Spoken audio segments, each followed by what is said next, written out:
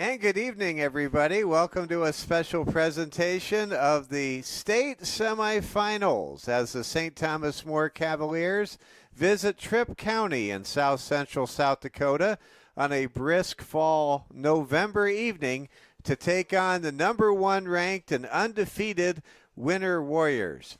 My name is Mike Fell, Braden Strain and Camden with you, and you are currently looking live at the field. Literally, it switched right on. We went from a black screen to the camera. We are all set up tonight with our finest equipment here on the Security First Bank Cavaliers Sports Network, and we invite you to make yourself comfortable for the next 3 hours as we bring you Class B South Dakota football at its very finest. Well, good evening. Hope it's been a good Friday for you and a good week. We are in one of the classic environments in South Dakota high school athletics. We are at Harvey Nas Field, Warrior Field here in Winter, the home of 9 state championships going all the way back to 1981. And we are filming and streaming live on top of the hill overlooking the field tonight. And we know we're going to have a lot of you enjoying our broadcast all over the area. And we're very excited to have you along with us this evening. Well, we will give you the lineups coming up in just a little bit.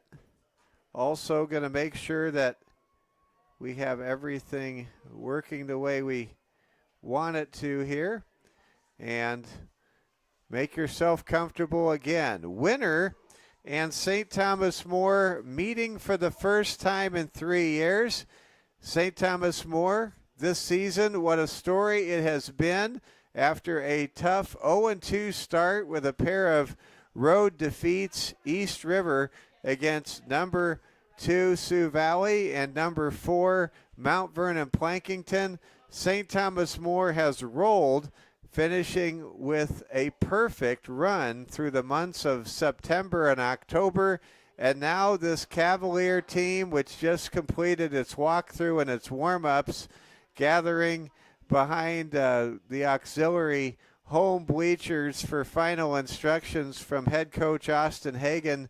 At the Cavaliers, under the leadership of Austin Hagan and an outstanding assistant coaching staff, have reached the Final Four. They are playing football in November, and that is a privilege that has to be earned and is reserved for very few teams. This is the first time in 10 seasons that St. Thomas More has reached the state semifinals, and the Cavaliers tonight hope to take one more big step in their rising program and try to reach a trip to the Dakota Dome and play next Friday in Vermillion, South Dakota.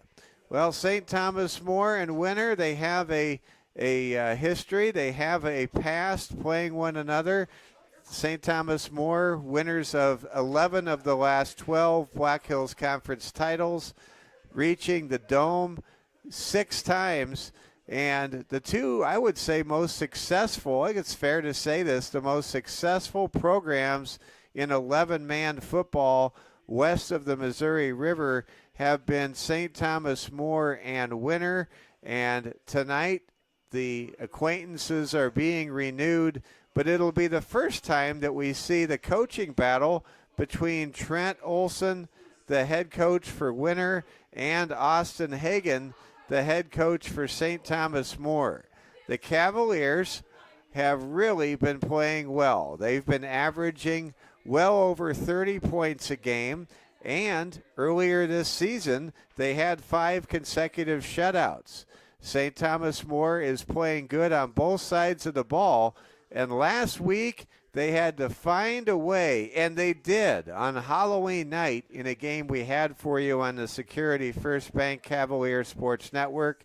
St. Thomas More was able to rally from 9 down, trailing 34 25. St. Thomas More went down the field with a touchdown drive, pulled to within a couple of points, and then late in the game, after a great stop on defense, the Cavaliers went down the field and scored what proved to be a game-winning touchdown with a pass from Noah Wald to Ryan Negebauer, and the Cavaliers pulled out a 38-34 victory, and it has been a very exciting environment for the Cavs and their players. And Braden, let's make sure we can catch the Cavs as they take the field here in a moment. We're going to capture the moment. The cheer team is here.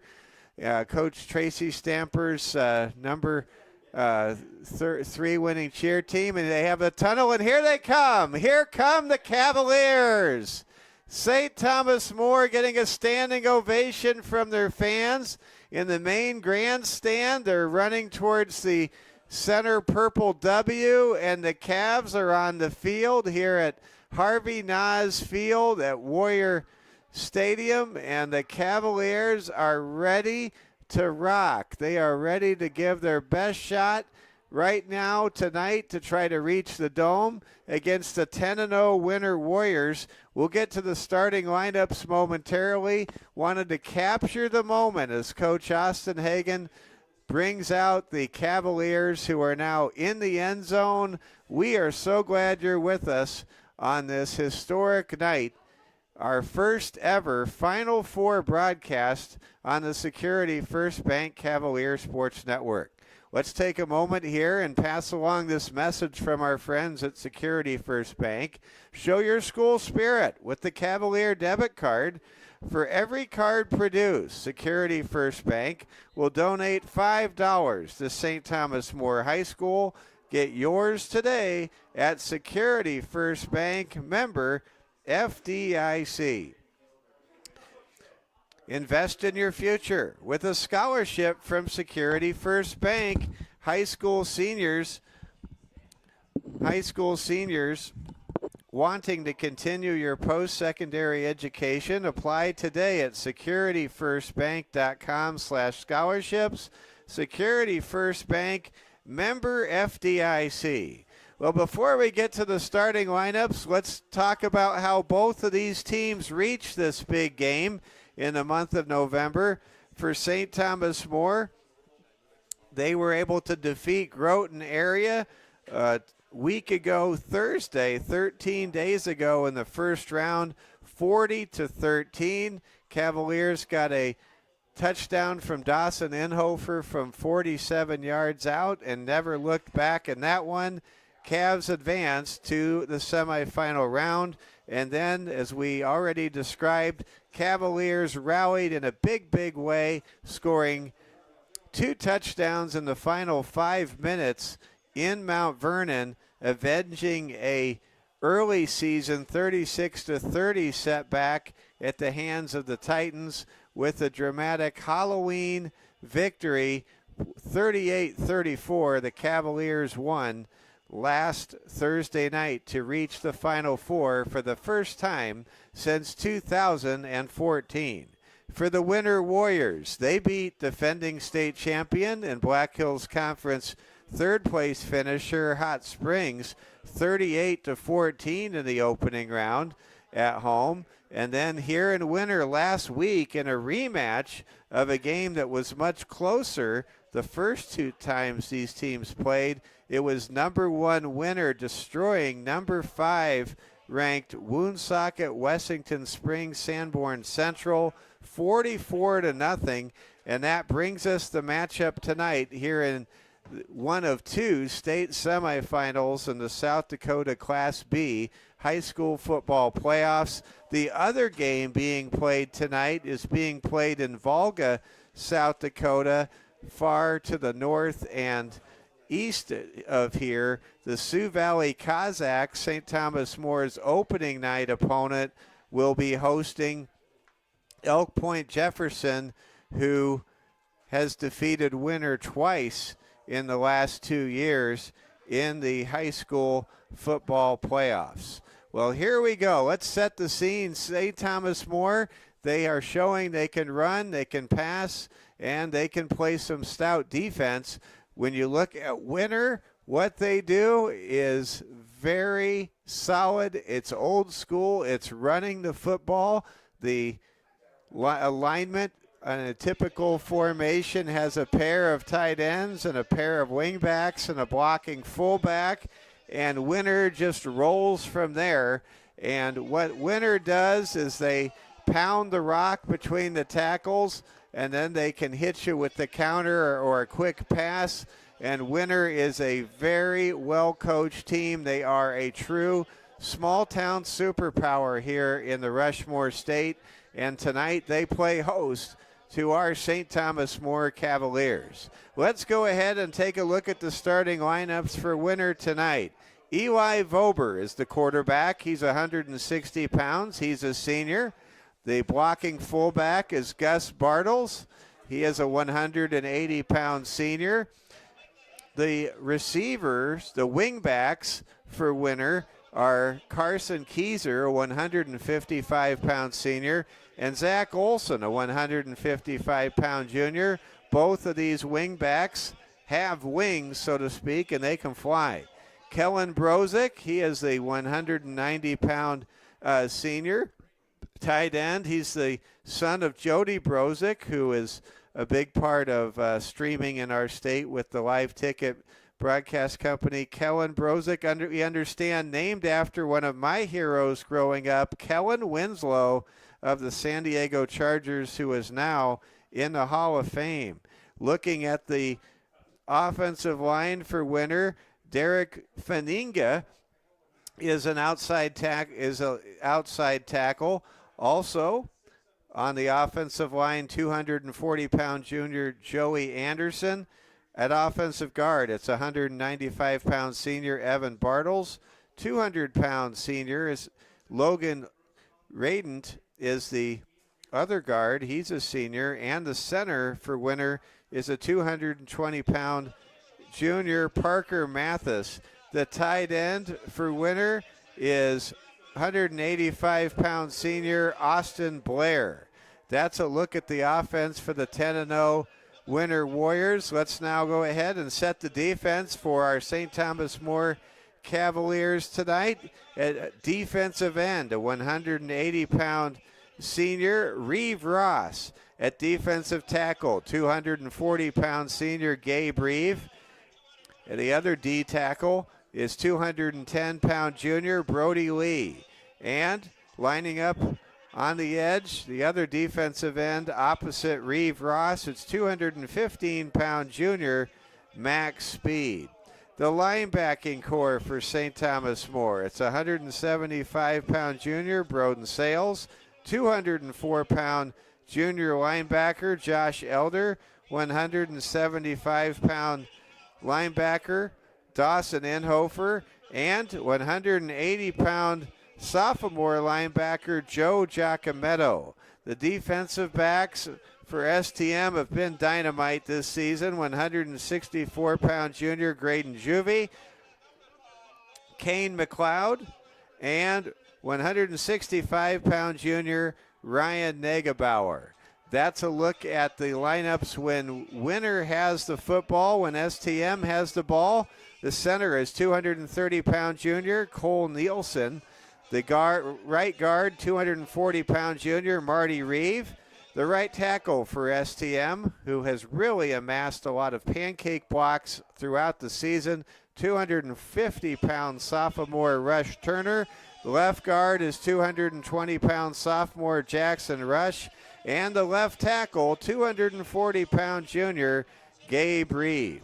The receivers for Coach Hagan's high-flying offense, 175-pound junior Broden Sales, 180-pound senior Reeve Ross, and 165-pound junior Ryan Negebauer, who had the game-winning touchdown grab in the middle of the end zone in the final seconds last week. And in the backfield behind the quarterback, it's 164-pound junior Graydon Juvie and 204-pound junior Josh Elder. And the quarterback is Noah Wald, who is an impressive 8-1 as a starter, as a freshman.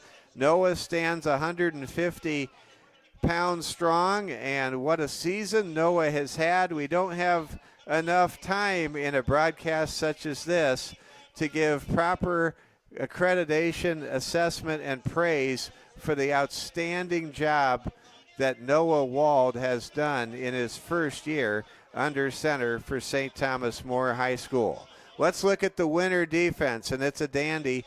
It features a future Nebraska Cornhusker at defensive end, 260-pound, 6'7" senior Sean Hammerbeck.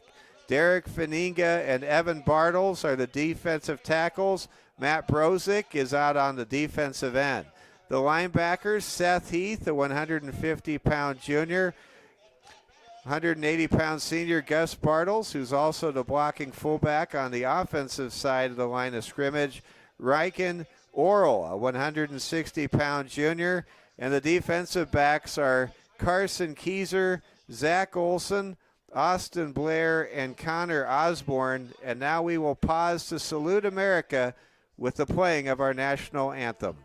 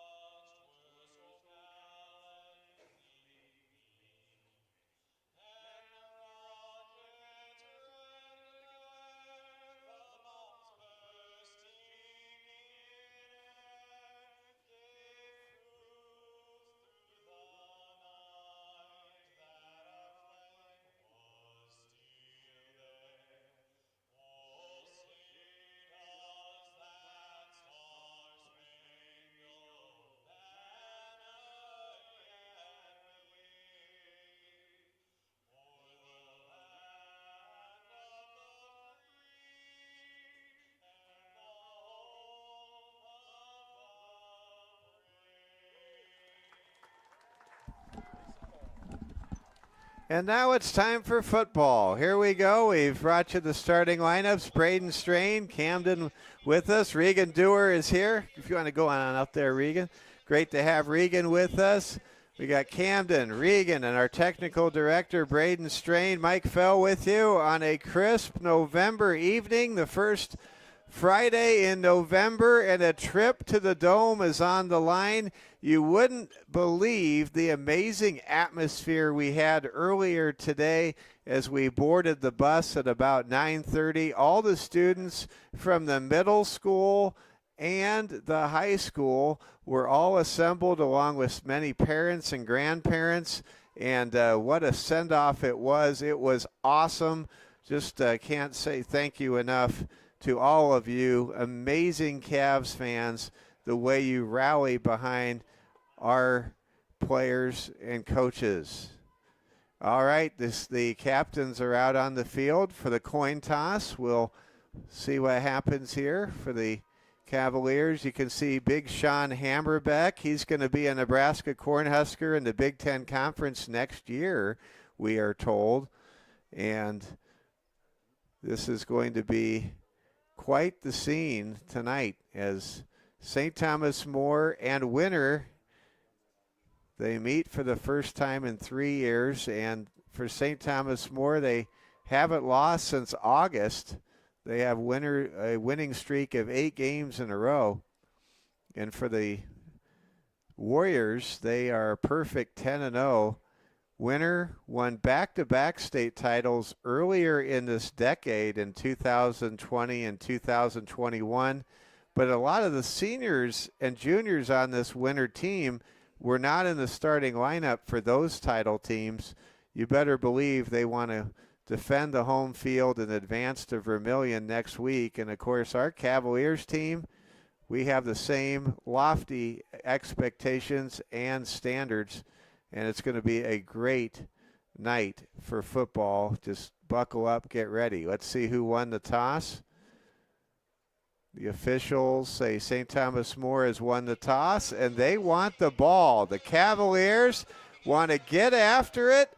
Expect St. Thomas More to throw to set up the run versus running to set up the pass. Look at the Cavaliers captains, Reeve Ross, and I saw some dancing by Gabe Reeve as he was so fired up to win the toss. I think STM is just chomping at the bit to not only play this game tonight, but have an opportunity to score first. So winner will kick off to St. Thomas More. That means winner will receive the football to begin the second half. It's certainly possible, had winner won the toss, that Trent Olson, the head coach for the Warriors, would have elected to defer and kick off anyway.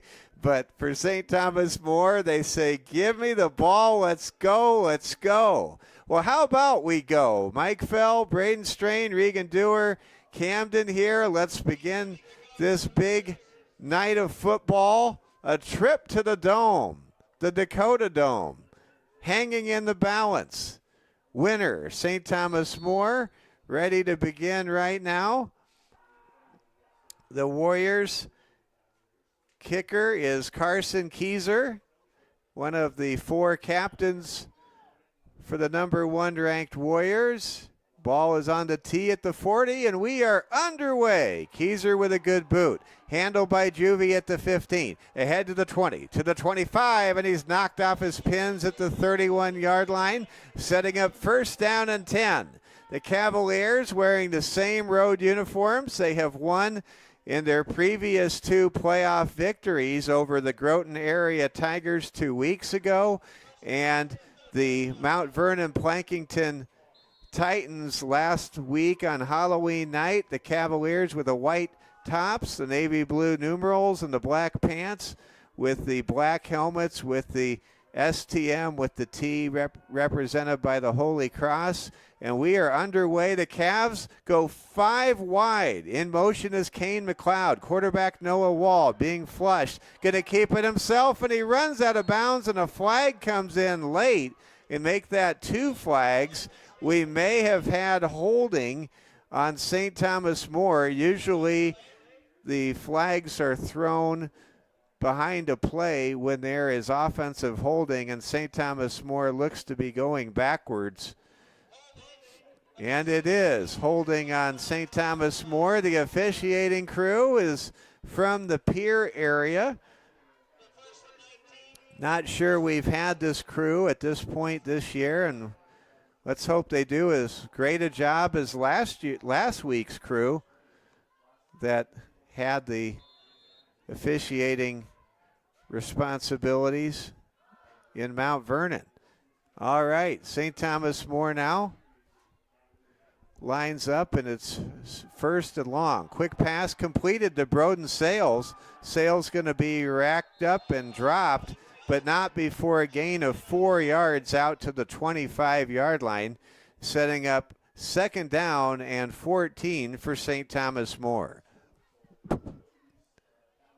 Want to thank our great sponsors, Strain Chiropractic, Branch and Vine Mental Health Counseling Center, for supporting our broadcast here on the Security First Bank Cavaliers Sports Network.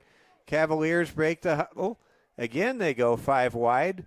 Wald in the backfield, takes a shotgun snap. He's in trouble. He gets nailed. That's going to be roughing the passer as Hammerbeck came in and absolutely body checked Noah Wald after he threw the ball, and give a credit to the officials. They were all over that one as Hammerbeck commits a personal foul penalty of 15 yards, and we'll watch the officials mark off the penalty yardage. That was a huge penalty. Instead of a quick 3 and out, I don't think it'll be a first down, but it's going to be close to a first down, and it's going to be 3rd down and a couple of inches. Some of the Winter fans yelling, one of them just yelled, "Come on, let them play football." The officials are going to say, "Move those chains," and that was a costly 15-yard penalty. What was 2nd and 14 is now going to be 1st and 10 after 15 yards were marked off on the personal foul called against future Nebraska Cornhusker Sean Hammerbeck. The Cavs break the huddle. 3 to the top, 2 to the bottom. Wald in the gun. Wald takes the snap. In trouble. Fires over the middle. It's caught by Max Speed for a gain of 8. Max, who has tremendous chemistry with Noah Wald, had a linebacker all over him and still caught the ball in traffic for a solid gain on 1st down. Cavaliers now near midfield on this opening drive. No score. We're early to middle with 10. We're actually early in the first quarter with over 10 minutes to go. We've had a lot of stoppages in play. It feels like we're deeper into this first quarter than we actually happen to be. 2nd down and 2 for the Cavs. Wald in the gun, fires complete for a first down. Broden Sales makes the catch, reaches ahead in front of the Winter sideline, and the Cavaliers now with back-to-back chain-moving moments have it 1st down and 10 at the Warrior 44. The Cavaliers believe they can really move the ball through the air against Winter. Winter has played a rigorous schedule against mostly East River opponents, but Winter has not faced a pass attack like St. Thomas More's. McLeod goes in motion. Here's a handoff. He thought about throwing it, I think. He's got room, and he will pick up 3 yards down to the 40 of Warrior territory. That looked like it might have been the jet sweep throw, the turbo jet, but I think Kane McLeod recognized that he had 2 Warriors in hot pursuit, and had he stopped to throw it, disaster could have in fact ensued. STM now with 2nd down and 7. Ball at the 41-yard line. Wald to throw near midfield, looking downfield. He's got a man, he doesn't see him. Ball is thrown complete. What a catch by Reeve Ross. What a throw. Noah Wald just threaded the needle through a pair of Warrior secondary players, and Reeve did the rest with a great catch. And right now, St. Thomas More taking this opening kickoff after winning the toss and marching down the field, aided by Sean Hammerbeck's roughing the passer penalty, now has it 1st down and 10 at the 30 of Winter. A trip to the Dome on the line tonight here at Nas Field. Rolling to his right is Wald. Wald going to tuck it and run, and he has the ball inside the 20. And a gain of 6 down to the 19-yard line. Noah Wald has just been marvelous at running the ball if the options are not available through the passing game. We saw Noah tuck it and run many times with great success against the Titans of Mount Vernon Plankington a week ago. Cavaliers break the huddle. Tripwitz to the left, Twins to the right. Wald in the gun, standing at the Warriors' 24-yard line. Cavs reading the defense. Here comes the snap. Wald fires. He's got a man and it's incomplete. Kane McLeod had a step on the Warriors defender, but that throw was too far for Kane to bring in the catch. And it'll set up 3rd down and 4 for St. Thomas More.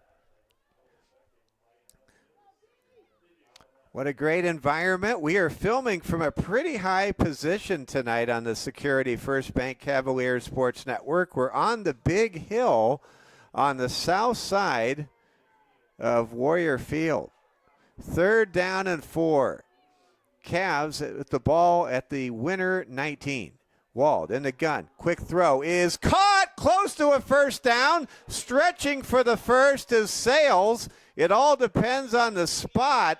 I don't think he picked up enough yardage to move the chains. It'll be 4th and 1, and you would think on this opening drive, St. Thomas More with the ball at the 16 will try to pick up the 1st down.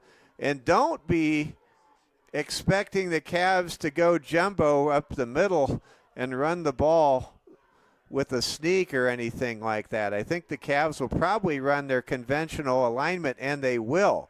Cavs will go 5 wide as they have throughout this drive. It's 4th down and 1. Big play here in the early going. Trent Olson yelling for his team to make adjustments, and there's an offsides penalty on Winner. Winner did not hold their bucket of water, and that is going to be a huge penalty.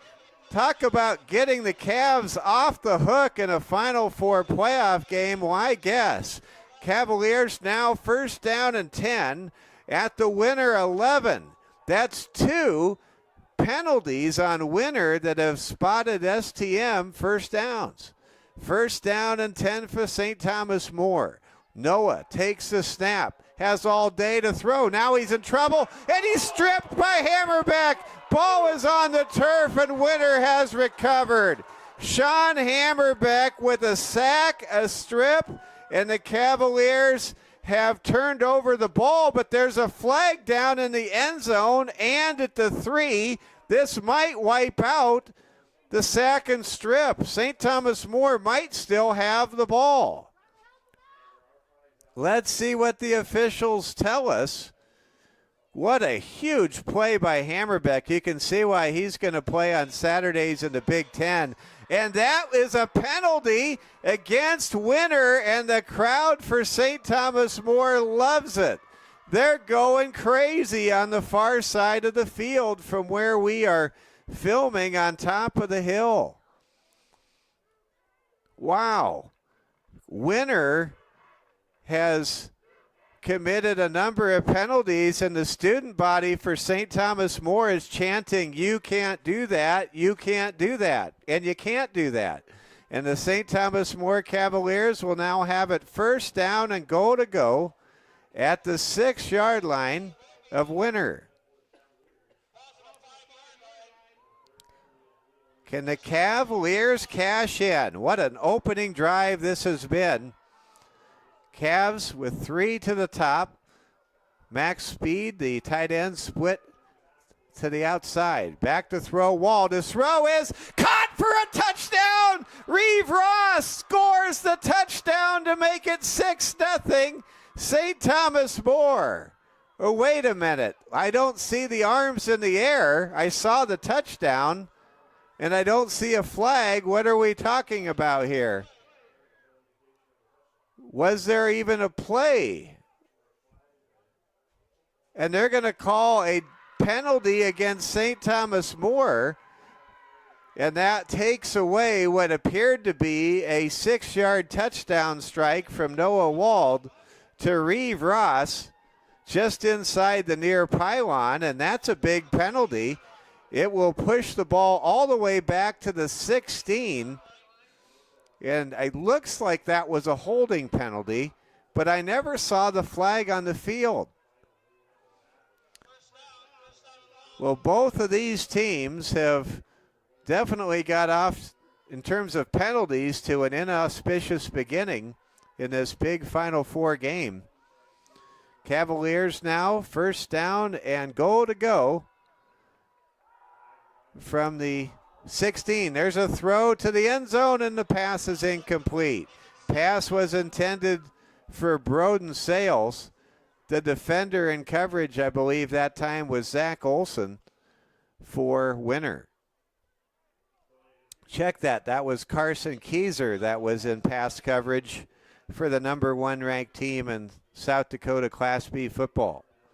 St. Thomas More, the 11 seed, the Road Warriors of the high school playoffs in 2024, knocking off the number 6 and number 3 seeds on the road to reach this point. 1 win from the Dome. Wald in the gun, drops the throw, fires over the middle. It's caught by Max Speed. Nice gainer down to the 11, and that should set up a Broden Sales field goal try. Or did it? Oh, that was a second down play. The chain gang did not have the number changed back from after that penalty assessment. So it's third down and goal to go now from the 11. Noah Wald gets the play. Big play here for the Cavaliers. St. Thomas More primarily operating through the pass, aided by penalties, with a chance to take the early lead. Third down and goal to go, and we have a whistle, and St. Thomas More elects to call a timeout. That timeout gives us an opportunity to pass this message along from our friends at Security State Bank. Finding the Security First Bank, finding the right mortgage lender is a game you can win. Security First Bank is ready whether you're buying, remodeling, or refinancing with a team of experienced lenders. Security First Bank, member FDIC, equal housing lender, NMLS number 505011. St. Thomas More playing Winner in this semifinal matchup. The other semifinal matchup is taking place in a community in northeastern South Dakota, of which we have some familiarity. That would be Volga, and Sioux Valley is hosting Elk Point Jefferson. In talking earlier tonight with someone who really knows their football about the state landscape here in Class B, this game features a Winner team with a number of seniors in the starting lineup. St. Thomas More, a team with many juniors and a freshman quarterback. And in the other semifinal matchup, we're told Elk Point Jefferson has a lot of juniors.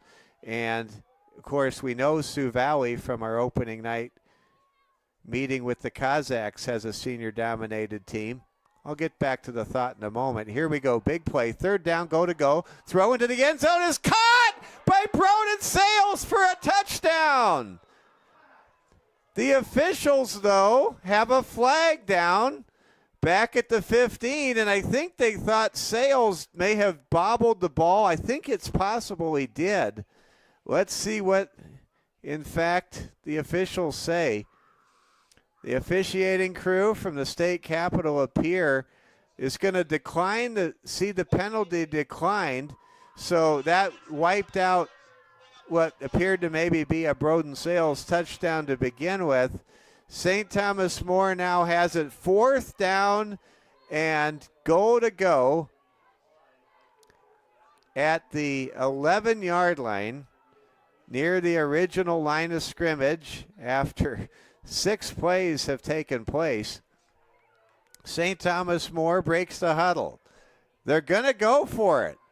How about that? They will not line up and kick what would be about a 26-yard field goal. Here comes Wald on fourth down. He throws. He's got a man, and it's incomplete. Pass was intended for Ryan Negebauer, and that throw sailed into the night out of bounds. And Winner able to stiffen up with some great red zone defense and turn away the Cavaliers with the ball resting at their own 11. However, it should be noted that through the opening 22 minutes of real time, with 7 minutes exactly to play in the first quarter, the Cavaliers did drain 5 minutes off the clock and keep their defense off the field for a while. Of course, both of these teams feature a number of players that play both ways on opposite sides of the line of scrimmage. Here comes a run by Keyser. That'll be a gain of 3 yards. Winner's quarterback is Eli Vober. He is a 160-pound senior. You don't see Winner throw the ball very often. The Winner quarterback is primarily the field general, the leader, and on occasion more of a running back than a passer. Vober hands the football off up the middle, and that'll be a run by fullback Gus Bartles, and he moves the chains, crashing into the linebacking core for 4 yards. And now it will be 1st and 10 for Winner. Warriors quickly trying to establish the power running game. They pick up 14 yards on 2 plays on the ground. Double tight set, 2 wing backs on the edge. And now going in motion is Zach Olson, who takes a quick pitch, but a flag is down at the line of scrimmage. We may have a penalty against Winner, and we do, as one of the Warriors lined up in the neutral zone a moment ago. St. Thomas More and Winner scoreless. You're watching Security First Bank coverage of the Class B semifinal game from Winner, South Dakota. Long-standing battle between the two best teams west of the Missouri River in South Dakota. And I hesitate to say they're both West River teams because technically Winner is east of Pierre and Pierre is, of course, East River. There's a quick pitch to Bartles. Bartles runs to the right, and Negebauer makes a great solo tackle in space right in front of the huge contingent of Cavalier fans who have made the 3-hour trip from Rapid City to be here tonight. It's 2nd down and 9 for Winner. The Warriors break the huddle.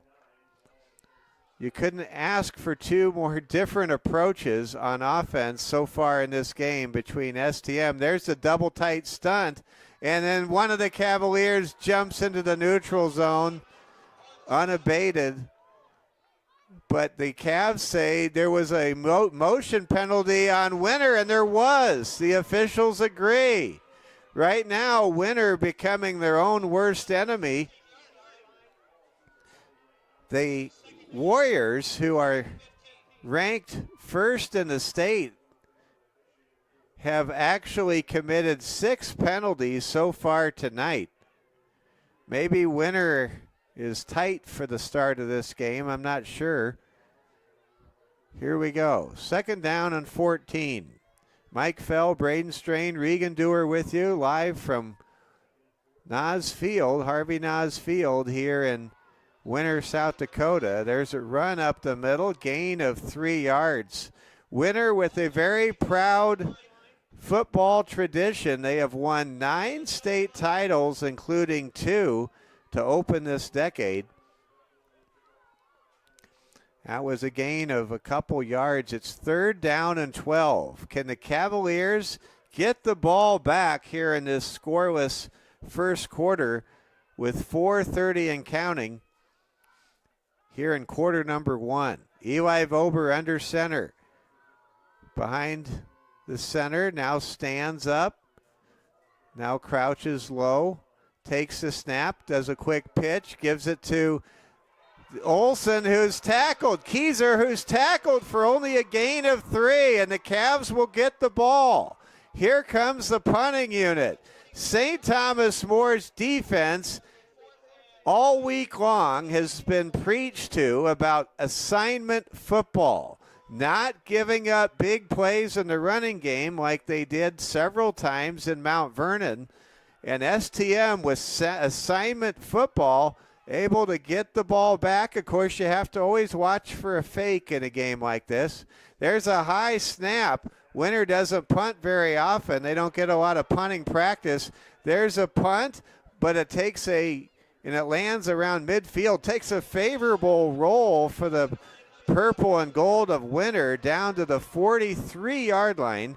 And the Cavs will begin their second drive of the game beginning with good field position at their own 43-yard line. Well, both of these teams so far have really entertained us. We're at the 3:11 mark of the first quarter, no score.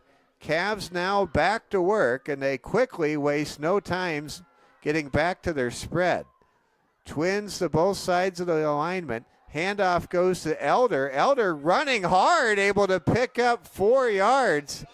Winner, for the first time in this game, seeing a power approach from STM. And if you're going to win on the road in the playoffs, you have to be able to run. You can't just throw it all the time.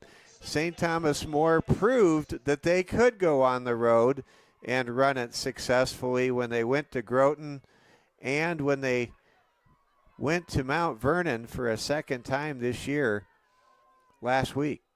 2nd down and 5. Wald gives to Elder. Elder cutting back, going to get snowed up and dropped after a gain of about 2. It'll bring up 3rd down. We'll call it 6. St. Thomas More needs to reach the 46.5-yard line of, call it the 47, of Warrior territory with the ball near midfield, just a little above the big purple W painted in the middle of Nas Field.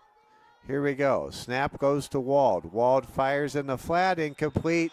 He wanted Reeve Ross, and Reeve fell down on his curl route, and that'll force a punting situation. So the Cavaliers, after a tremendously entertaining 14-play, 5-minute-long drive that resulted in a turnover on downs at the Winner 11 on the first drive, forced to punt it away here. And Winner will look to set up a return. Broden sails to punt. Ball lands at the 15, takes a great STM roll and stops at the 10-yard line. So for the second time in as many drives, Winner will begin with the ball within the shadow of the east goalpost here at Harvey Nas Field. Well, it is a huge component in a state semifinal, final 4 games such as this to win the field position battle and to win the turnover battle. If you can win them both, you have a really good chance to be on the right side of the scoreboard when the dust settles. 1st down and 10. 3 men in a triple stack alignment. There's a run, and Josh Elder makes a great tackle. Also, Brody Lee in there on the stop, and we have a Warrior on his back shaken up at the end of that play.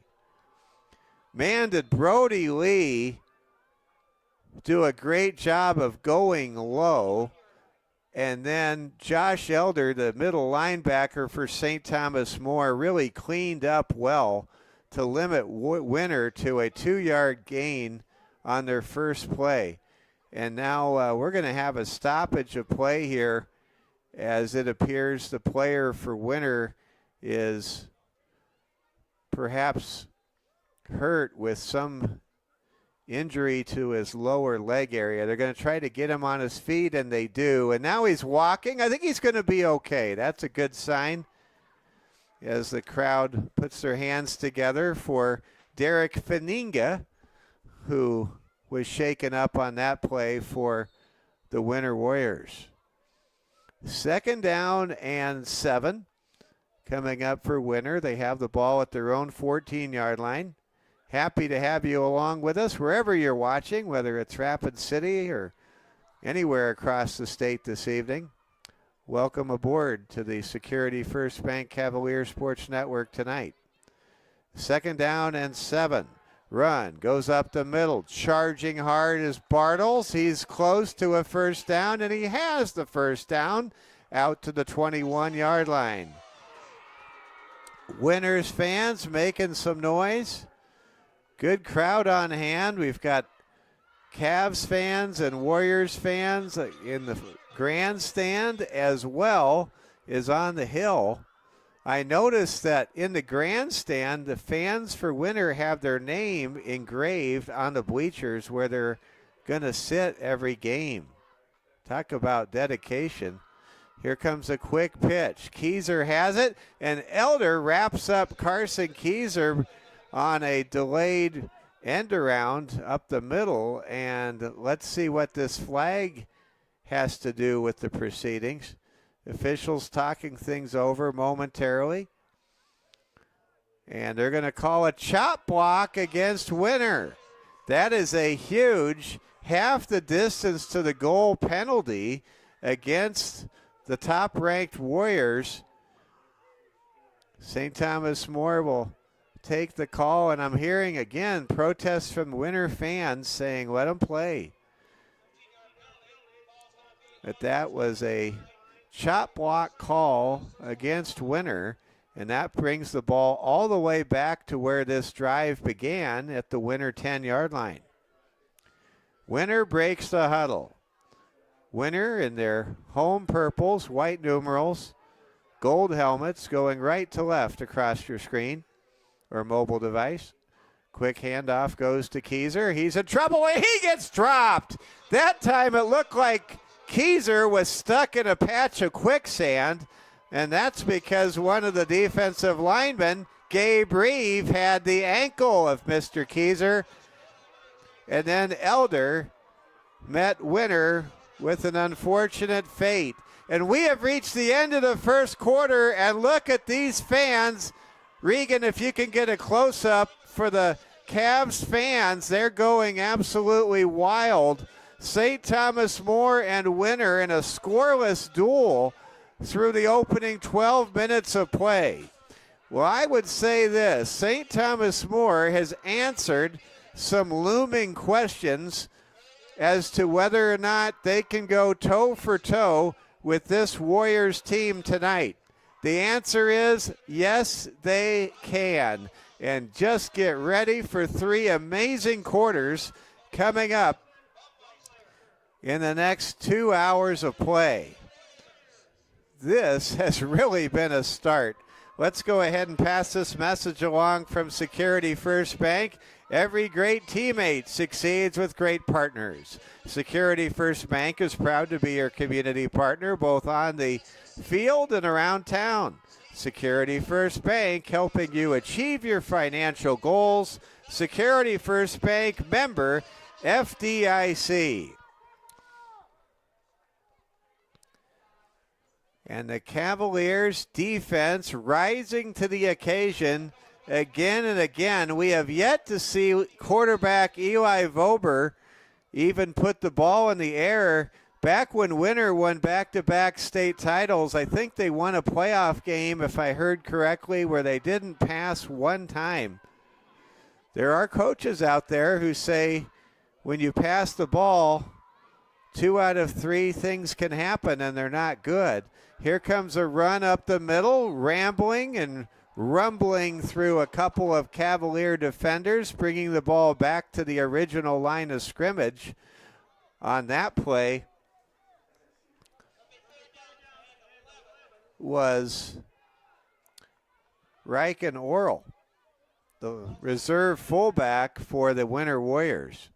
It'll now be 3rd down and 11. Ball is at the 20 for Winter. They need to extend the drive by surpassing the line of gain, which is the 31 in Warrior territory. Double tight set, no receivers. Man now goes in motion. He takes the quick pitch. Run up the middle, gets stuffed by STM, and the Cavs have forced another punt. And look at Broden Sales. He's like, let's go. let's go, as he is responding to the amazing support the Cavalier fans are pumping from the visiting side of the grandstand. And here comes another punt. Watching Winter punt is not something that happens very often. It's about as frequent as Groundhog's Day here in Tripp County. And the Cavs have forced Winter to punt a couple of times now. There's a high punt, and it's a good one. Fair catch called for and made at the 39-yard line by Graydon Juvie. St. Thomas More again takes over with good field position.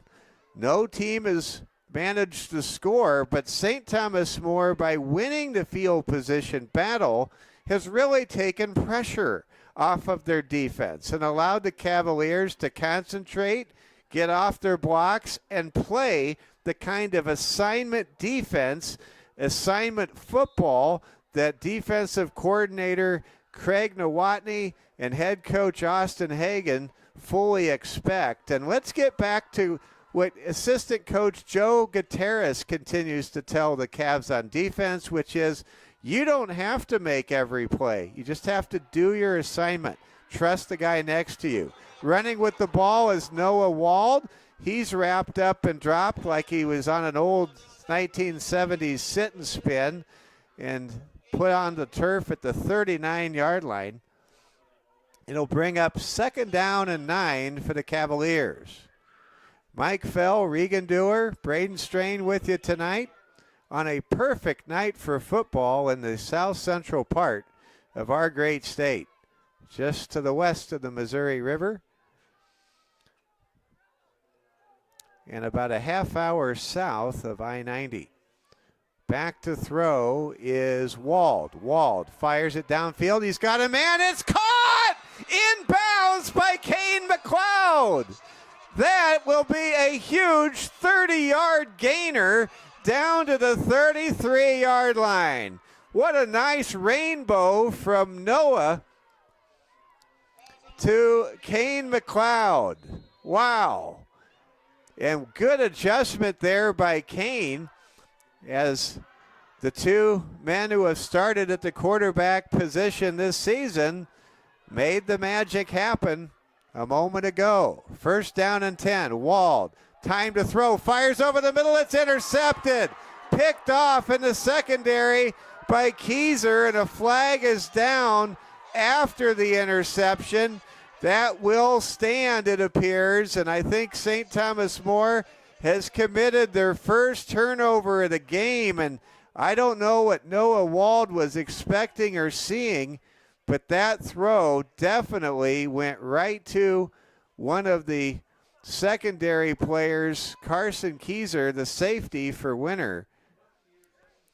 The interception will stand, it appears. But after the interception on the return, there was a penalty against Winter. So Winter again will not start with the best of field position, but the Warriors are now +1 in the turnover battle, which many football fans and coaches will tell you is even more important than the field position battle. That was a major spot foul penalty after the pick, and that pushes the ball all the way back to the 11. So now Winter again begins with less than stellar field position to start their third drive tonight. We're in the second quarter, no score. Run up the middle by Bartles, the fullback, produces a short, modest gain of 3 yards.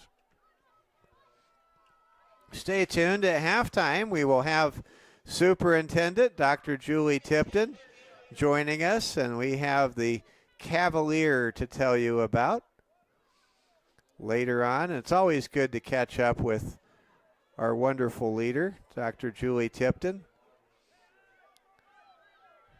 Here we go. Triple stack backfield. Vober under center, takes the snap, gives the football to his wingback, Zach Olson, who's tackled right at the point of attack. Check that. That was fullback Gus Bartles with the carry. It's kind of hard to see who gets the ball when 3 Warriors line up all together. So Bartles picks up a short gain. It'll bring up 3rd down and 6. Warriors break the huddle. Cavaliers again trying to force the Warriors offense off the field in this scoreless tie. Defense wins championships, and both of these defenses up to the moment tonight. Running hard with it is Winner, and Reeve Ross wraps up the ball carrier, and that is, I think, short of a first down. It all depends on the spot. It looks like a favorable spot, and it is. That's a first down, and you can see that St. Thomas More's max speed was none too pleased with where that ball was marked. So now Winner with a fresh set of downs and much better field position with the ball resting at their own 21 breaks the huddle. Triple stack backfield. Under center, senior quarterback Eli Vober. Vober takes a snap, gives to the fullback, nice jump cut and a good gain on second effort, ahead to the 27-yard line. Now that is the kind of rushing attack that Winner makes their mark with, and that is many teams could run that same play you just saw a moment ago and get about 2 or 3 yards. Not Winner. They'll get 6 or 7 yards. That's why, one of many reasons, but a primary reason, that Winner reaches the Final Four as often as the leaves change colors in the season of autumn. Here comes a run up the middle, gain of 3, ahead to the 28.5-yard line. St. Thomas More making Winner earn it. One of the philosophical tenets of the Cavalier defense is the fact that they believe if they can make their opponent have to make 10 plays to go down the field and score, that they probably can't do it. Cavaliers now on defense, wait for the next play on 3rd and short. Triple stack backfield. Quick handoff to Bartles. Bartles has another first down out to the 33-yard line of Winner territory. Winner, South Dakota, located in Tripp County near the communities of Colome and Burke. Winner with a traditional rivalry with Gregory. Warriors break the huddle, 1st and 10. Double tight set. In motion goes Carson Keyser. He takes a quick pitch. He tries to break it outside. He does. And there's Reeve Ross to just ring his bell out of bounds. And Keyser says, I won that battle. I would beg to differ. I think Reeve Ross won that battle right there. Good job, Reeve. It's going to be now 2nd down and 2 for Winner. The Warriors trying to smash their way down the field. They started their drive back in the shadow of the west goalpost at their own 11. Give the Warriors credit. They have methodically been establishing what they do best, ground and pound, old school smash mouth football, pushing the ball close to the purple W logo at midfield. Churning with the ball again is the ball carrier. This time it's Zach Olson. Zach with only a 2nd carry of this first half, able to move the chains out to the 46. Well, if you're a Winner fan, you're enjoying what you're seeing now. Warriors are not trailing in this game. One thing that's happening, the game is being shortened. With every run, the clock stops after the tackle except to move the chains. 1st down and 10 now, Winner. They've marched the ball 35 yards. Cavs trying to stiffen up here. Here comes a run. Bartles being wrapped up and dropped. Good solo stop by Reeve Ross. Reeve really stepping up. He's going to get a breather and rotate out of the game. And there's Coach Speed just saying, way to go, Reeve. And I'll say it too, way to go, Reeve. Had a chance to see Reeve's father tonight or this morning at the send-off, and always good to see Mr. Ross. It'll be 2nd down and 6 now. The Warriors break the huddle. Warriors show double tight. Double wing back in motion. Keyser. Give goes to the fullback. Bartles. Bartles running hard. Almost broke it big. He has a gain of 13 yards. And there is that heat-seeking missile. The man I call a fire hydrant that stops a lot of runs from going further. And that's junior Ryan Negebauer. Man alive, thank you, Ryan. You kept that one from going the distance. Bartles that time picking up great blocking, and it was Ryan Negebauer, the safety, who made the solo tackle that keeps this score notched at 0-0. 1st down and 10 now for Winter. Vober under center, wants to throw. Vober goes deep, and it's caught at the 6-yard line by Carson Keyser.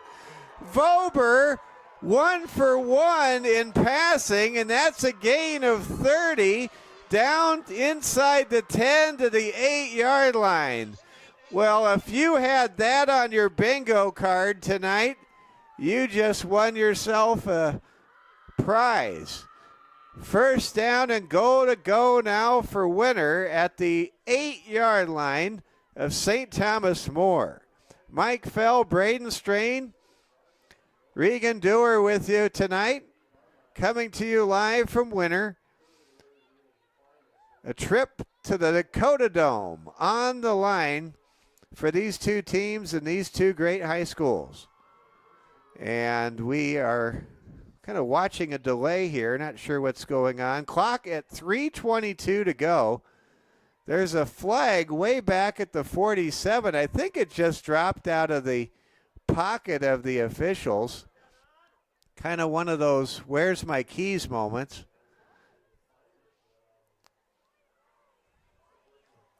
First down and goal to go for the Warriors. Does not appear we had a penalty.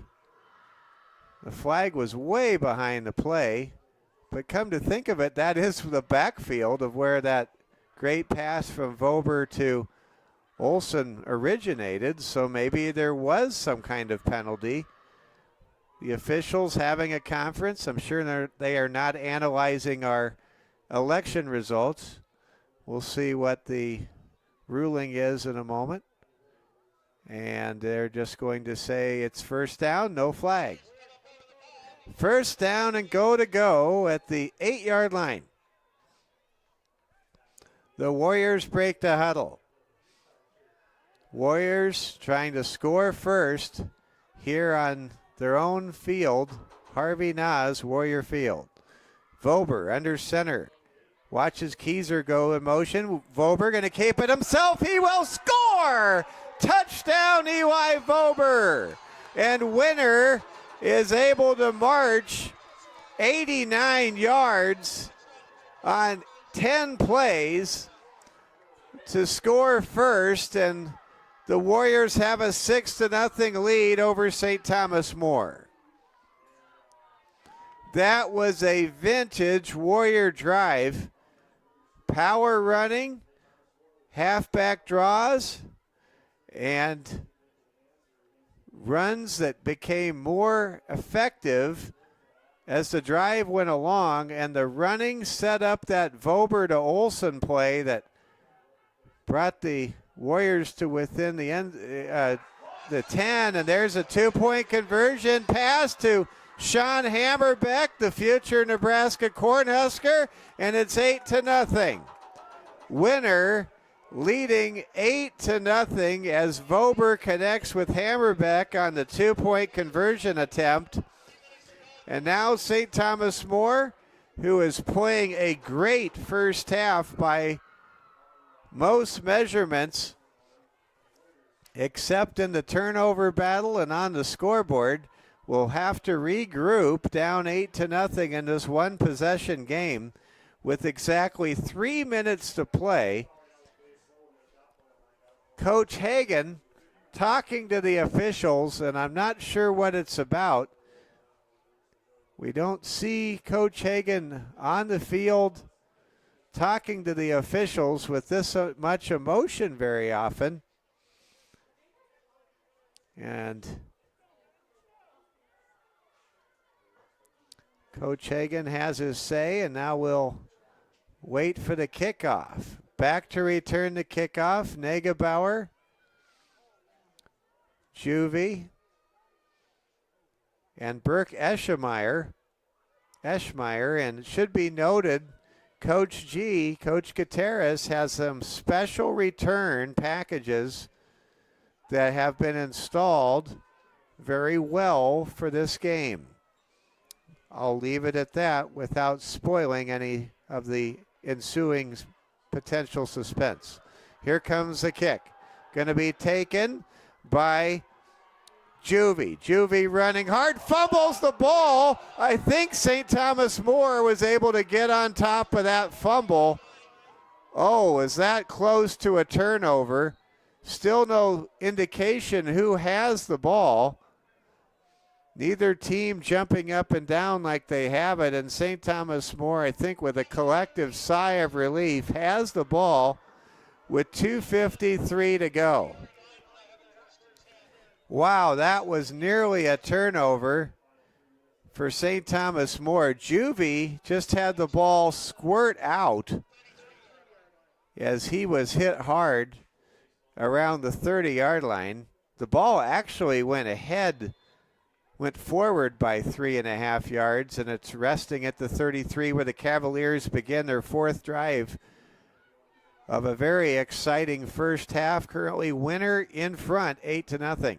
Cavs looking to respond. Wald zips a pass. It's caught, and Carson Keyser escorts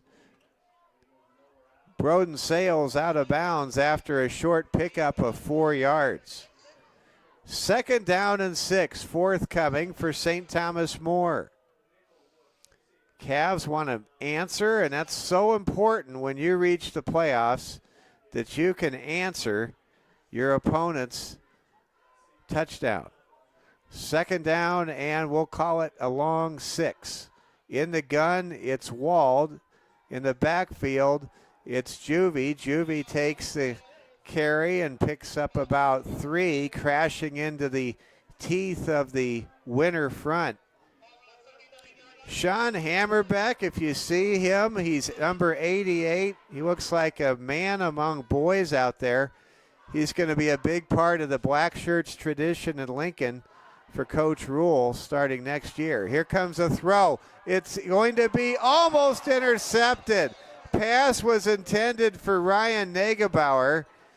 And as the second quarter goes along, as 4th down and 3, now the down and distance, and the Cavs in a punting situation. As this second quarter goes along, one certainly can acquire a greater appreciation for the athletic ability of Winter. I knew Winter was a well-oiled machine, but I have been impressed by the athleticism of this top-ranked squad.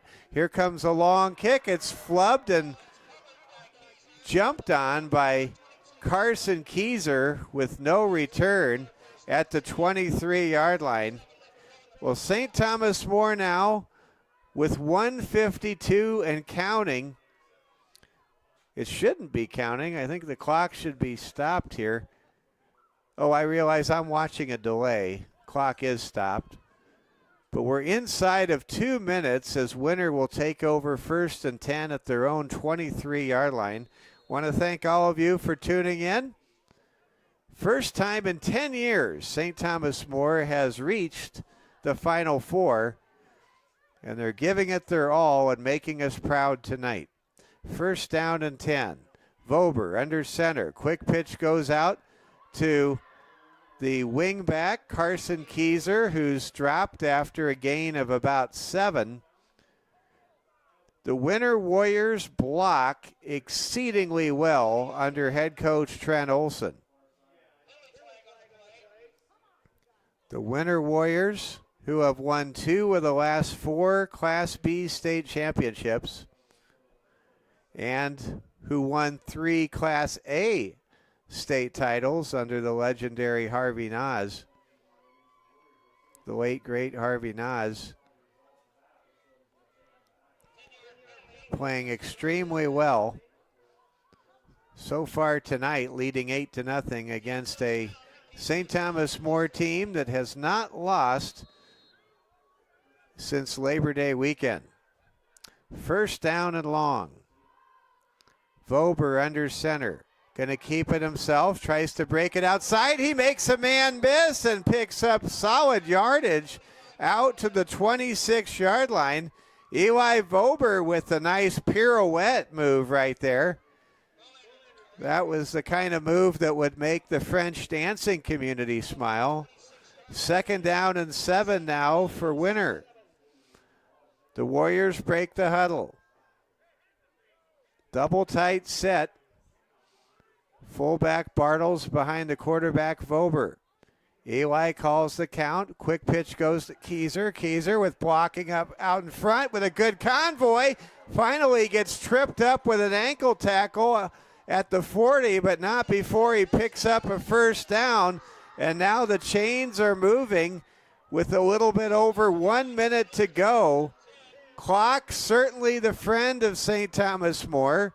Watching Winter run the 2-minute drill is not something to which they're greatly accustomed for a number of reasons. Namely, they don't even need to do it very often. They're usually up by way more than a touchdown before the first half comes to an end. There's a quick pitch and a run by the wingback Carson Keyser. Keyser, the primary ball carrier. We've seen the fullback Bartles take the ball a number of times as well. Zach Olson has done a little bit of everything, making the big catch to set up the go-ahead touchdown, and also picking up some good yardage on the ground. Second down and 2. We're inside the final minute of the first half. Cavs would love to go to the locker room down just 8-0. Remember, St. Thomas More will kick to Winter to start the second half.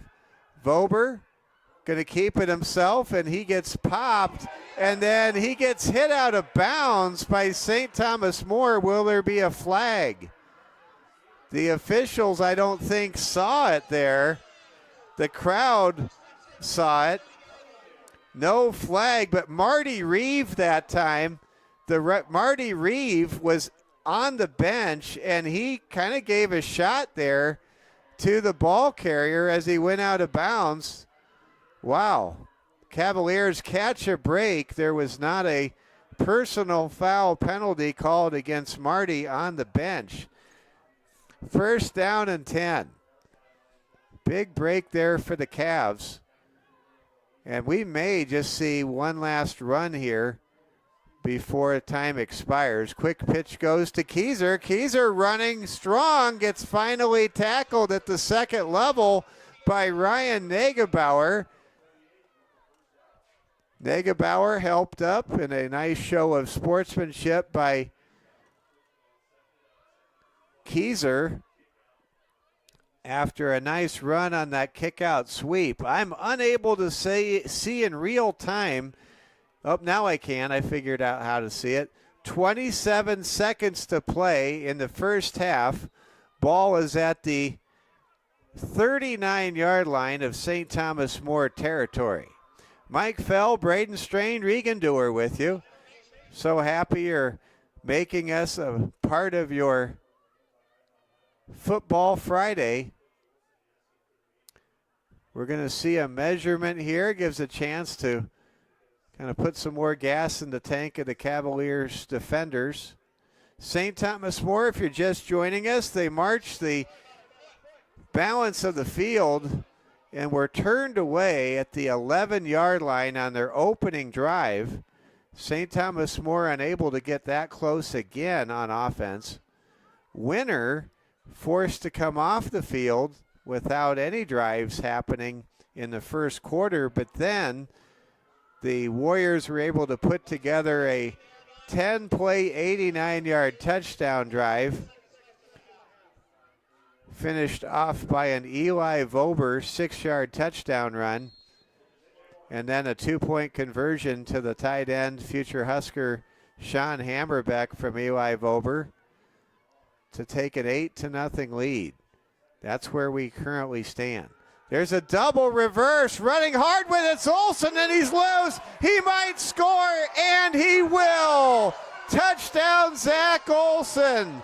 In the final minute of the second half, a double reverse in the backfield sets up Zach Olsen, who pops the big play, able to beat out Ryan Negebauer in a foot race to make it 14-0 in favor of Winner.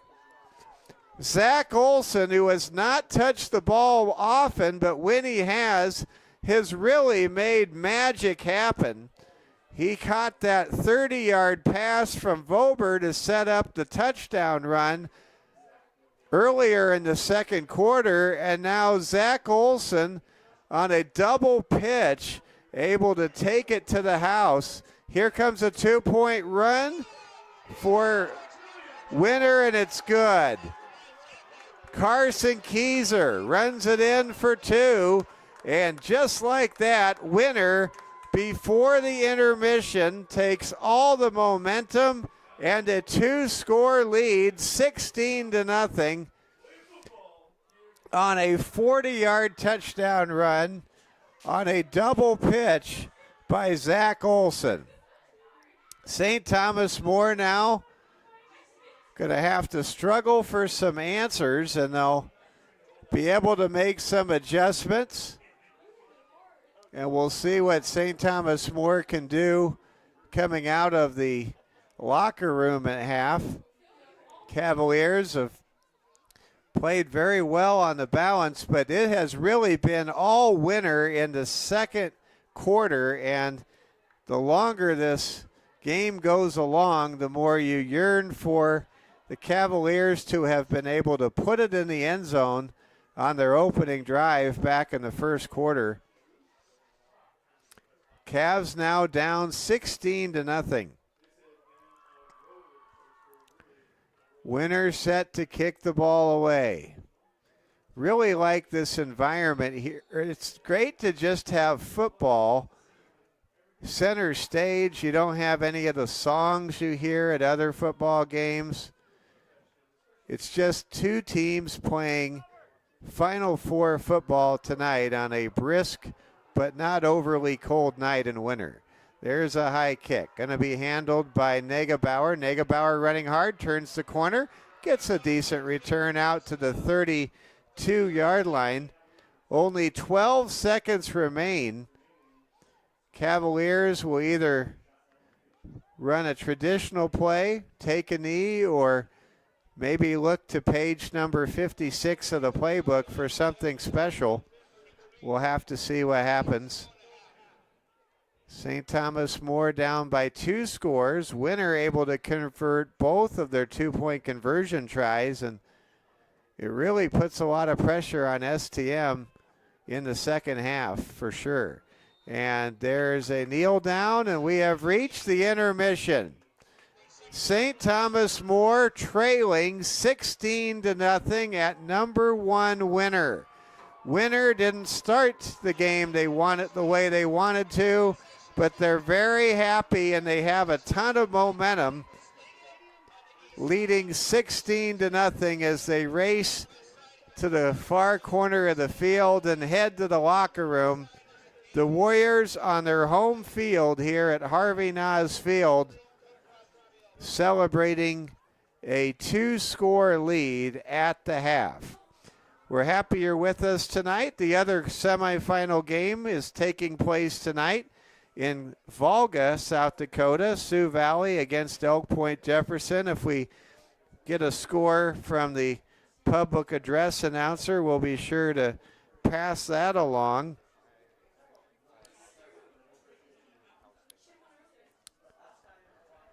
We're really happy to have you along with us tonight. St. Thomas More down 16-0. We're hoping to have Dr. Julie Tipton with us as a guest if our superintendent's able to join us. Is she here, Regan? Oh, okay. All right, thanks. We are high on the hill, far from where the fans are, so it may take a little while for Dr. Tipton to come on up to our perch. And I'll tell you, the hill here is really something. I would imagine that youngsters enjoy sledding down this hill in the wintertime here in winter. Winter time in winter. Try saying that 3 times fast. Let's go ahead and pass this message along from Security First Bank. Cavaliers fans, Bonsai Financial Education is your secret weapon to financial literacy for teens and adults alike. Bonsai is a free service to you and one that earns many happy returns. Financial education from Security First Bank, member FDIC. Let's go ahead and let you know what we found out earlier today about St. Thomas More volleyball in the SODAC 16. We found out the Lady Cavs under first-year head coach Michaela Watson will travel to Chamberlain to take on the Hamlin Chargers. Hamlin, the number 2 seed in the girls Class A tournament, 23-1 on the season from the northeast part of the state, will take on our Lady Cavaliers, who advanced in a thrilling 5-set match over Custer in the 8A regional semifinals last night. How about those Lady Cavs? They will play in the SODAC 16 on Tuesday night, and we will have it for you. St. Thomas More versus the Hamlin Lady Chargers, and we can't wait to bring you SODAC 16 volleyball action next Tuesday from Chamberlain. My name is Mike Fell, joined by Regan Dewar, as well as Braden Strain. Want to thank the fan who brought me some throat soothing drops. I didn't need them, but I was told I might need them because I really got into that volleyball match last night. That was a lot of fun. I'll tell you what else was a lot of fun was the Final Four preview show. If you haven't seen it yet, you'll really enjoy it. I had a fan for winter come up to me and say he enjoyed it, and he's not even, of course, a Cavaliers fan. St. Thomas More coaches having a conference around the 30-yard line. The Cavs fans are behind the goalpost, and they will wait for their coaches to come, and Cavs will look to make some adjustments. St. Thomas More has to feel a tremendous measure of frustration. Had they gone into the intermission with the score at 8-0, they would have taken it. They would have said, yes, we signed up for that. But instead, the Cavaliers, after that long touchdown run of 46 yards from Zach Olson on the double pitch in the Warriors' backfield, able to break the game open. And when the Warriors get separation, they can just simply run their power running game endlessly and not even think about throwing the ball. The Warriors, known for setting up the second half with the proverbial pain train, where they just power downfield all the time.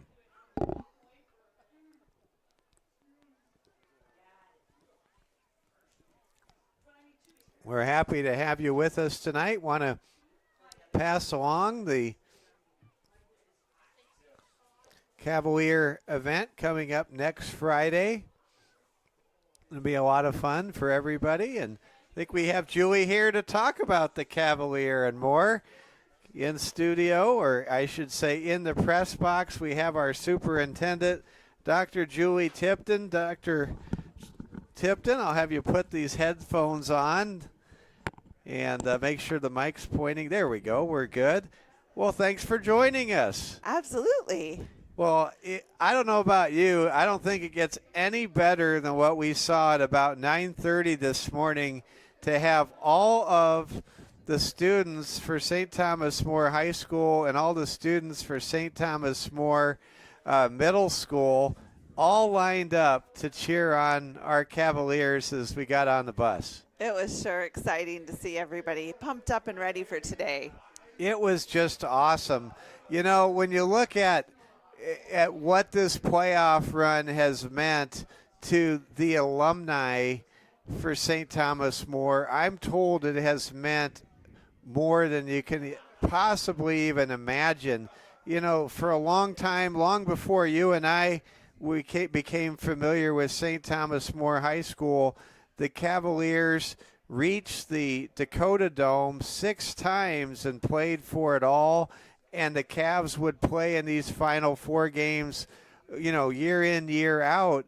But an entire decade drought of reaching the Final Four has been broken this year by this great team. Sure is fun to watch. It's been really exciting to watch the guys come together, and I can't believe how many parents and students made the trip today. It's so awesome. Yeah, I mean, I see more of our fans in the visiting grandstand than I do Winter fans. That being said, I suppose if we canvass this hillside, maybe it would be pretty close to even. But what does that say about our great fans? I think just sports galvanizes people, and it's exciting to see our community come together and cheering on our Cavaliers. I want to thank our boosters, too, for working with the YMCA of Rapid City and organizing a fun bus and those brave parents that chaperoned them on the way here to bring more of our students to the game.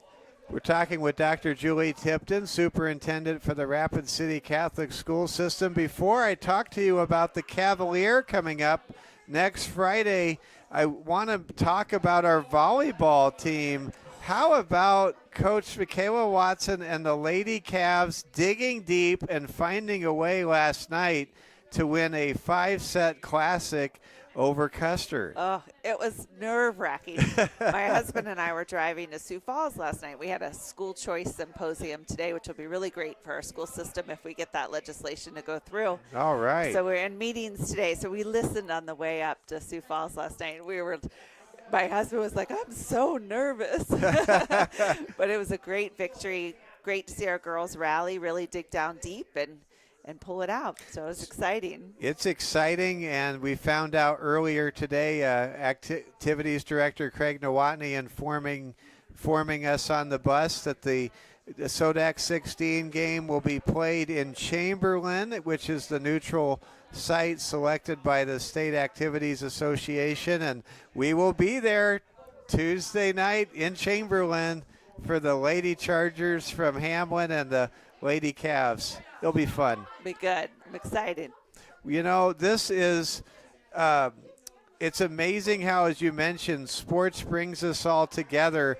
Another great event that brings us all together is the Cavalier, where the generosity of the supporters of the Rapid City Catholic Schools are really on full display. Go ahead and share with everybody what's coming up next week. Next Friday, November 15th, we have the Cavalier at the Box. Starts at 5:30 for some social time, and really want to thank our development ladies, Sabrina Roush and Tracy Stamper and Suzanne Feist and Jess Karam, who really have led the charge with a great committee to help raise funds. So the word tuition and what our costs are not synonymous. So we don't charge as much as it costs to educate each student. And so the night is about closing that gap and making us viable and fiscally responsible. But also we're going to raise some money for our special fund a need. So we get to raise the paddle, and all of that money will be just designated to go towards school safety. Just making sure that we're keeping our kids safe and being cognizant in the world we're living in today, and really making sure that our kids can enjoy every school day in safety. Another thing that I have to smile about, you talked about you were at the School Choice Symposium. We got the election results this week, and I know I speak for the entire Rapid City Catholic school system and the diocese to say very happy to see Amendment G go down in defeat, which was the abortion to full-term constitutional amendment. Also, I was very happy.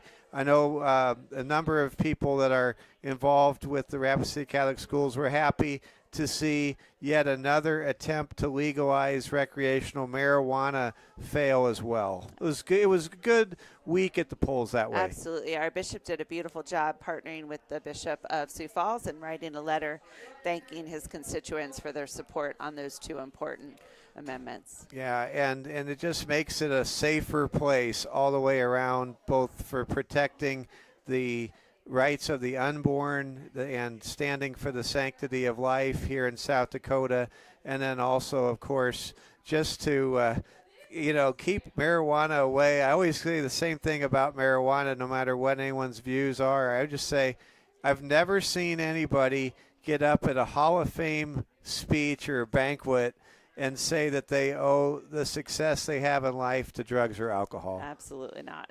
Yeah, it just doesn't work that way. Nope. And so Kills why your ambition. invite more drugs into our world? No thanks. Nope. Just don't want to see it. Well, this is a great time of year. It's so neat to see what we've had. We have had, just to give a rundown, I'd love to have you speak to this, Dr. Tipton, before you go, and that is, we have had both our soccer teams reach the playoffs. We had our boys golf team finish third in the state. We had our competitive cheer team in the small squad division under the leadership of our good friend Tracy Stamper finish third in the state. We had our girls tennis team win state in singles and doubles. And now we're in the Final Four for the first time in football, and we have our Lady Cavs in the Sodak 16 next Tuesday. This has been amazing this fall. It has been a banner year. We're super excited to see our students excel in sports and, excel in character in the classroom and off the field, and just excited to see the hard work of our coaches. Our coaches really, really need a shout out. They work they for pennies, do. And they do. love on these kids, and they build their character, and just really helping us bring Christ to the forefront. And Yes. put him in everything that we do, and lift Yeah. up our kiddos and give them great opportunities to be successful in their lives. And we know enrollment's been going up. I mean, it's just all good. It's all good. So tonight's it's gonna be a tough game. We're gonna fight it out in the trenches here. I'm looking forward to the second half. Yeah, I'm excited for the second half. Then again, you know me by now, Julie. I'm excited all the time. I'll just be candid. It could be a lot different than 16-0, and I'd still be excited. It's just a labor of love to get to come out here and share Cavalier sports with our fans. Thank you so much, Julie, for all you're doing, and appreciate your husband, Clay, always just giving us a green light to have you around all the time. Thank you. No, your joy is absolutely infectious, and we appreciate that you're here and bringing all of our sports home to all of our families all around the United States are listening tonight. So go Cavs. Go Cavs. Thank you so you. much. We want to thank Julie for coming in, and I'll let you walk down the hill this time. You don't have to walk up the hill. We just want to thank Julie for Tipton for joining us here, and a reminder, the Cavalier coming up next Friday, and that Raising the Paddle to Meet a Need. It's going to help bring to fruition some updates in the way of security on our school campuses at St. Elizabeth Seton, St. Thomas More Middle School, and St. Thomas More High School, and that is going to be very, very welcome. I want to thank our technical director, Braden Strain, Regan Dewar. Also want to thank Camden Camden, I don't know your last name, but I appreciate your help and want to just say it has really been an exciting night all the way around. St. Thomas More trailing 16-0. Cavaliers able to run the ball a little bit, but pass the ball with a good amount of consistency in their opening few drives. But then in the second half, Winner took control of this game under head coach Trent Olson, quarterback Eli Vober, and Zach Olson with a big catch on a pop pass to set up first down and goal, which led to an Eli Vober 6-yard touchdown scamper. And then it was a touchdown run in the final minute by Zach Olson from 46 yards away, and a pair of two-point conversion attempts that were successful, including a toss to future Nebraska Cornhusker Sean Hammerbeck. And we have now reached the point where it's 16-0. Sean Hammerbeck standing 6'7", and I think he'll be a defensive end for Coach Matt Rule and the Nebraska Cornhuskers. That's where he starts. He is also a tight end in the offense for Winter, and of course you never know when you're Sean Hammerbeck. You could become a tight end at Nebraska. It could be certainly be a great defensive end, but Nebraska definitely landed a superstar in Sean Hammerbeck, and Hammerbeck has really made his presence felt, and that's just great. Well, we're happy to have you with us, getting some texts from some folks, and boy, we're sure happy to have you along with us this evening, and we're getting close to kickoff in the second half. We'll get ready. The Cavaliers will not go away quietly back to Rapid City into the night. The Cavs have won 8 games in a row. They have not lost since the heat of the summer on August the 30th, recording perfect marks in September and October. And now the Cavaliers will try to dig out of a 16-0 deficit to take that one last big step to the Dakota Dome, where they have played for it all 6 times in their storied history. Winner has definitely had the better of the all-time series between these two teams on the gridiron. We'll see what STM can do now. And we wait the kickoff from Broden Sales, and it is a short squib kick. Goes through the legs of the up man, handled by the very dangerous running back, Carson Keyser. And Keyser able to run the ball out to the 38, where he is thrown down with a certain amount of ferocity. Setting up first down and 10 now for the Winter Warriors at their own 38. And I think we have a penalty called against Winter.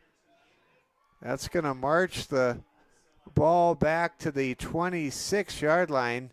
This officiating crew, I think, doing a great job. They're from Pierre.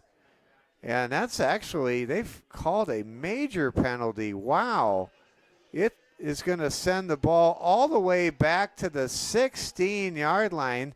I didn't see the penalty. Wonder if somebody said something. But now Winter beginning with substandard field position. That's been a constant occurrence throughout this Final Four playoff game for Winter, who leads 16-0 as we begin the first drive of the second half. There's a run by Bartles. He spins and dives ahead for a gain of 4 out to the 20-yard line. St. Thomas More, Sodak 16 volleyball will come your way live from Chamberlain. We'll have it for you on Tuesday night. Coach Watson and the Lady Cavs, who are here tonight. They've made the trip on the Spirit bus. They will be taking on the number 2 seed Hamlin Lady Chargers. It's 2nd down and 6. Quick pitch goes outside to Carson Keyser. Keyser looking for the edge. Gets tackled close to a first down. He needed to reach the 26, and I think he reached the 27. And that is a first down. And the announcer, the public address announcer, he gets into it here and really gets a charge out of the fans here in Winter. First down and 10 for the Warriors. Winter breaks the huddle. Double tight formation set. One man behind Vober in the backfield. That's the fullback Bartles. Going in motion, Olsen. Quick inside handoff goes to Keyser, who picks up 3 yards out to the 33-yard line. I said it once, and I will continue to say it tonight. One of the differentiating factors between Winter and other teams in South Dakota is that a run that would usually pick up 3 yards and for most teams almost always seems to get about 7 yards for Winter. It's really a marvel to watch Winter's running game work so well and so efficiently. There's an inside give on a fake handoff to one wing back, and a run up the middle happens on a delayed counter play there by Zach Olson. And now the ball near the midfield logo. That didn't take long for Winter. They began at their own 11, and now here they are at their own 45, eating up the first 2 minutes and 12 seconds of the clock to begin the second half with Winter on top, 16-0.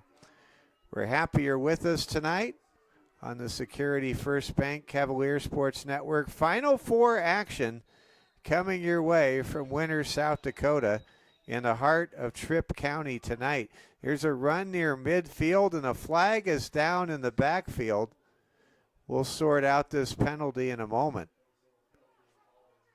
Officials having a conference, and they're going to call a penalty against Winter, and that will march the Warriors back to the 40-yard line. Winter Warriors, St. Thomas More Cavaliers, the only major professional sport where you could see a Warriors and Cavaliers matchup would be the National Basketball Association with the Golden State Warriors and the Cleveland Cavaliers. That, incidentally, was a matchup for a great couple of NBA finals in the last decade completed. Warriors in the double tight set. Going to have a quarterback keeper. Eli Vober refusing to go down, dragging a pile of Cavaliers into STM territory ahead to the 48-yard line. Wow. That was truly impressive.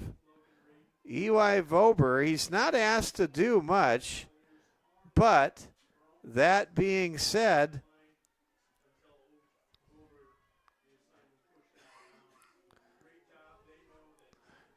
it will now be 2nd down and 4. The St. Thomas More Cavaliers trying to make the stop here for Winter. Double tight set for the Warriors. Bartles in the backfield. Vober gives to Bartles. Bartles runs hard, and he has the first down as the pile is pushed forward. And I'm noticing, and I noticed the broadcasters next to us in our press box are spotting what I'm spotting, and that is the fact that St. Thomas More showing some signs of fatigue. You can see it with the Cavaliers linemen. They many times have their hands on their hips. That's a tell sign, kind of like a surrender cobra stance is a tell sign for a concerned football fan in the stands. First down and 10. Double tight set. Inside give goes to Carson Keyser, who picks up a short gain of 3 ahead to the 41-yard line of St. Thomas More territory. Want to thank our great sponsors of our broadcast that include Monument Health, the official sports athletic training partner of the Cavaliers, also Culver's Restaurant, Quinn Construction, Rapid City Shields, and Watiki Water Park. Quarterback Vober under center pitches the ball to Keyser. Keyser gets stood up and dropped at the 40-yard line, and that'll bring up 3rd down and 6. Other great sponsors for the Security First Bank Cavalier Sports Network coverage of this Class B South Dakota State Football Playoff quarterfinal tilt is our Ruby Tuesdays. That's where the Cavaliers eat, as well as Rosenbaum Signs. They did a great job with the wrap on the wraps outside and inside the Security First Bank Court of Champions.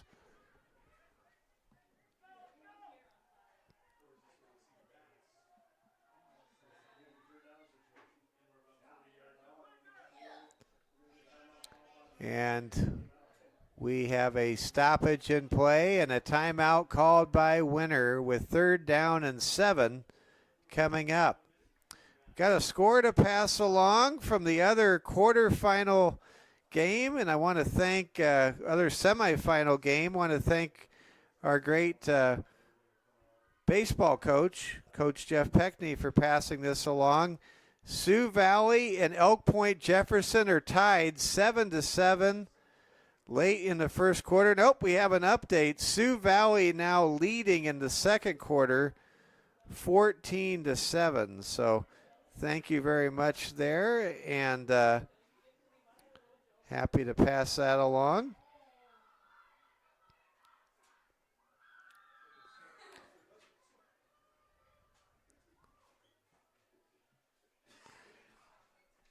And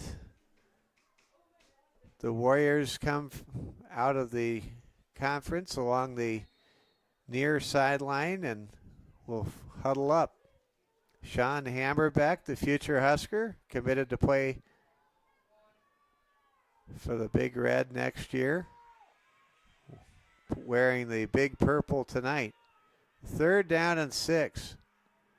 Shotgun quarterback keeper is going to be handled by Vober. Vober tackled short of the 1st down. Good stop for STM.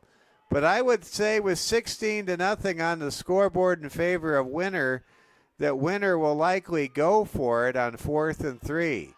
Can the Cavs make a momentum-shifting stop here on 4th and 3? We shall see with the clock at 5:55 and counting in the 3rd quarter. Cavs trying to make a huge stop for Coach Nowotny's defense. Cavs line up against a double tight set. Back to throw, Vober. Vober's pass is deflected, but caught on a ricochet for a 1st down by Winter's Austin Bear, the tight end. The Cavs tipped the ball at the line of scrimmage. That was a good thing if you're a Cavs fan. But then Bear had the presence of mind to snatch that ball out of midair as he fell to the turf, and that is an unconventional 1st down conversion on 4th and 3 for Winter. And that's the kind of play that makes you think it might be Winter's night right there. Under center, Vober. Vober gets out of trouble, squeezes, now turns up the Jets, breaks out of a tackle, makes a great move at the 10, and scores. Eli Vober with a magnificent quarterback touchdown run on a designed quarterback scramble, scores from 36 yards out. And that gives Winter a commanding 22-0 lead. with 4:43 to go in the third quarter.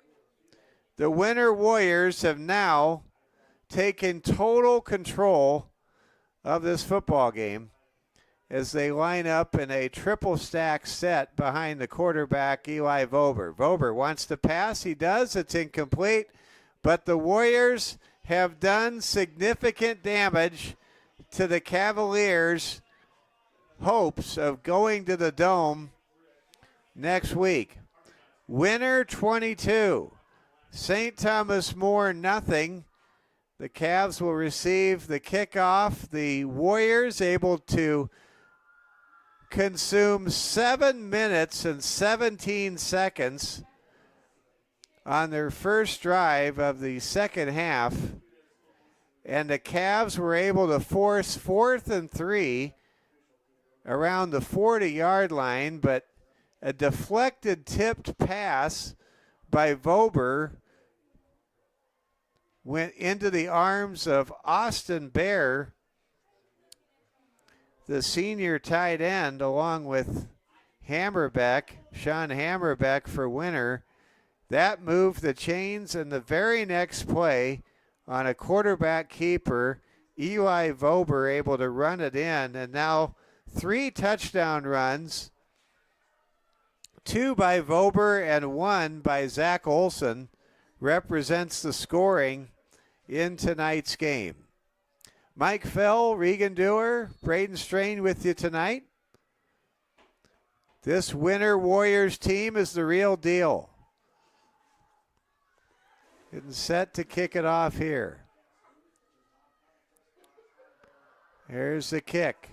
Ball going to bounce at the 25. Scooped up by Eschmeyer. He's at the 30, and he's driven out of bounds at the 32-yard line. And a flag is down back at the 30.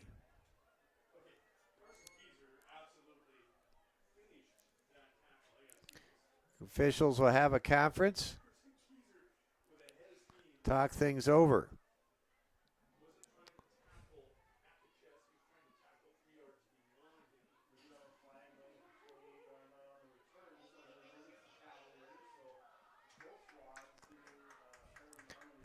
And it looks as though this will be a penalty against the Cavaliers.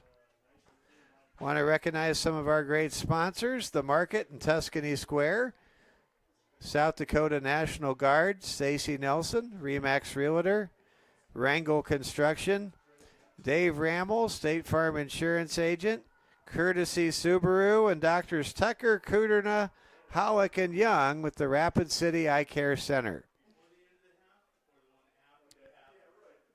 The Cavaliers are going to watch the ball marching towards their own goal line and rest at the 18, and that's where St. Thomas More begins this drive. Cavs were able to rally from 9 down in the final 5 minutes last week. This would be a much tougher task. Down 22-0 against number 1 ranked Winter right here. Back to throw, Noah Wald. Wald climbs the pocket, steps out of trouble, then gets gang tackled for a loss of 2 at about the 15-yard line. Call it the 16.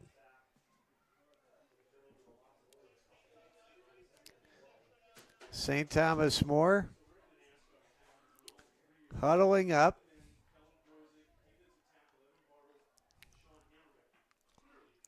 They line up with triplets to the near side of the formation. Go 5 wide. Twins to the top. Wald in the gun.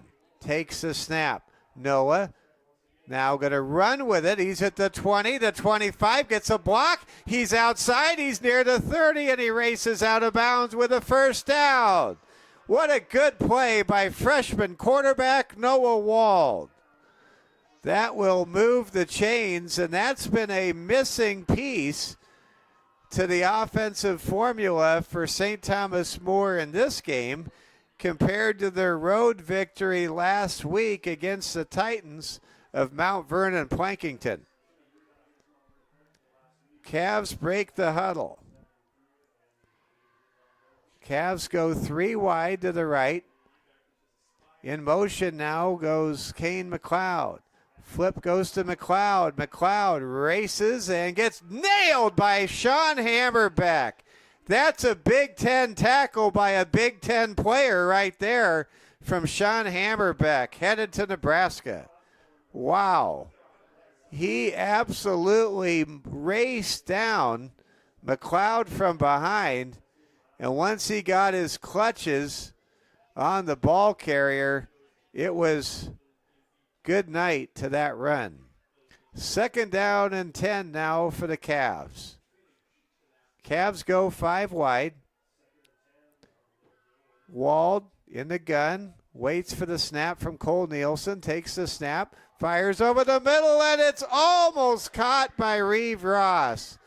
Good effort there by senior Reeve Ross, who has just had a magnificent senior year, just shutting it down on the defensive end along with max speed this year, and almost pulling that catch in. Reeve made a great catch back in the first half on that opening drive that took the ball down to the winner 11-yard line.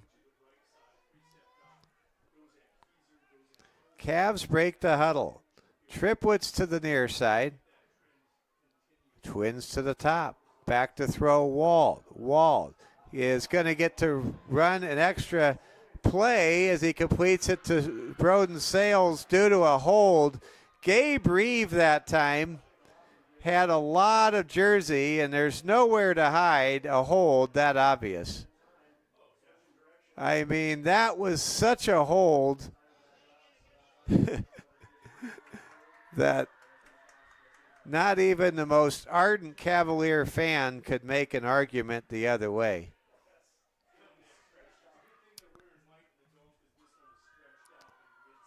And officials will mark off the holding penalty, and it'll be 3rd down and a country mile for St. Thomas More.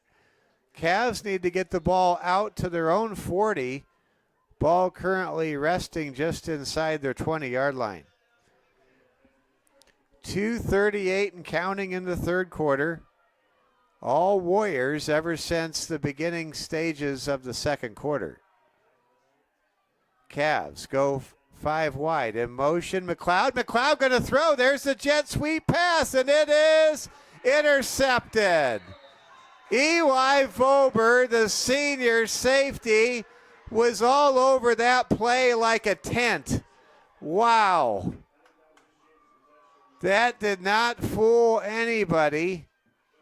There were 3 or 4 Warriors all over that pass. And give credit to Trent Olson and the Warriors coaching staff. They clearly circled that play that worked to perfection against Sioux Valley back in the season opener and had not been used since. 1st down and 10 for the Warriors. And how about our cheer team? They're making a lot of noise. Here comes a run. Up the middle for Winter, a gain of 5 down to the STM 47. St. Thomas More this season, what a story it has been. They began with a pair of road losses in August to top 4 ranked teams. And if the Cavs cannot come from behind in this game, they would have all 3 of their losses coming to the number 1, number 2, and number 4 ranked teams all on the road. Of course, they got a road win over number 4 MVP last Thursday. A lot to build on this year. There's a run by Vober. He's going to be wrapped up and dropped by Brody Lee. Good tackle by Brody. Cavaliers, a team with a stellar elite level junior class. They're going to return a lot of players, a lot of great contributors to this year's team next year. St. Thomas More just right now hanging by a thread, down 22-0. with under a minute to play, 57 seconds and counting to be precise, here in the third quarter. There's a run up the middle, shaking out of trouble, still diving ahead is Winner's running back. Couldn't tell who it was there. That was Winner's Ryken Oral. Good effort there by Ryken. Wow. He took what most inside runs, again, would have been 2 or 3 yards, took it 11. Moved the chains. Well done.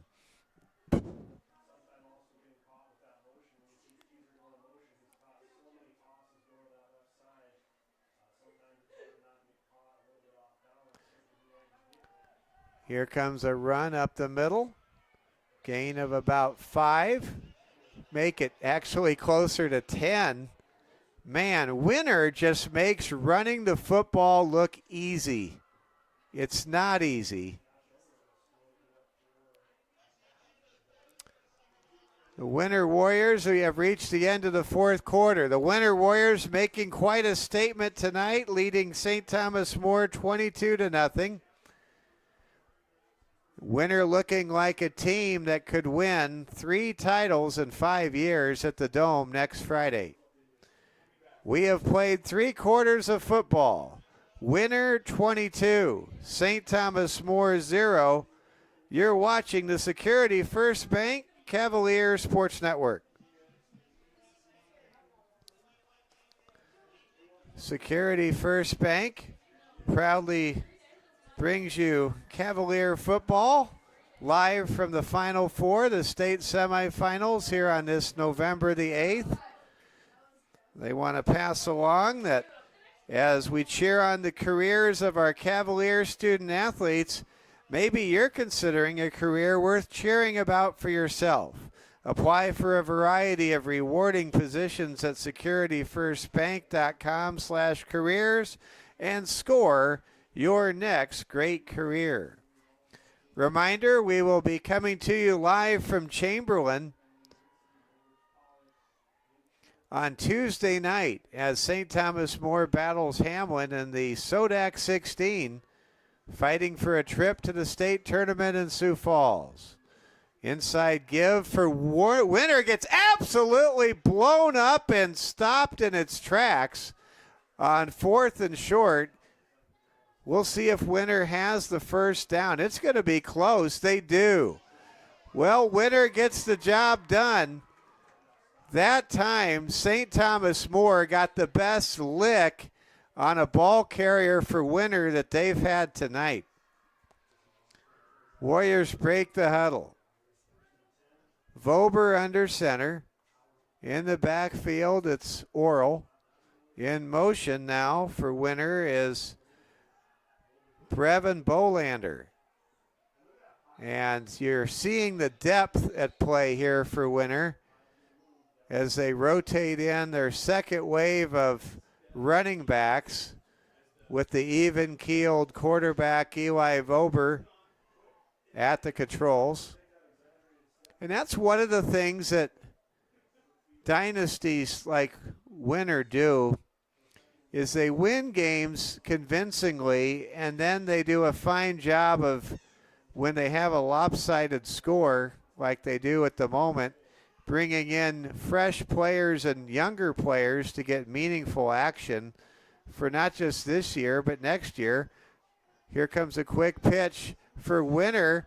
Ball carrier gets popped but keeps his balance and picks up extra yards, and that was Carson Keyser, who really played well in the first half.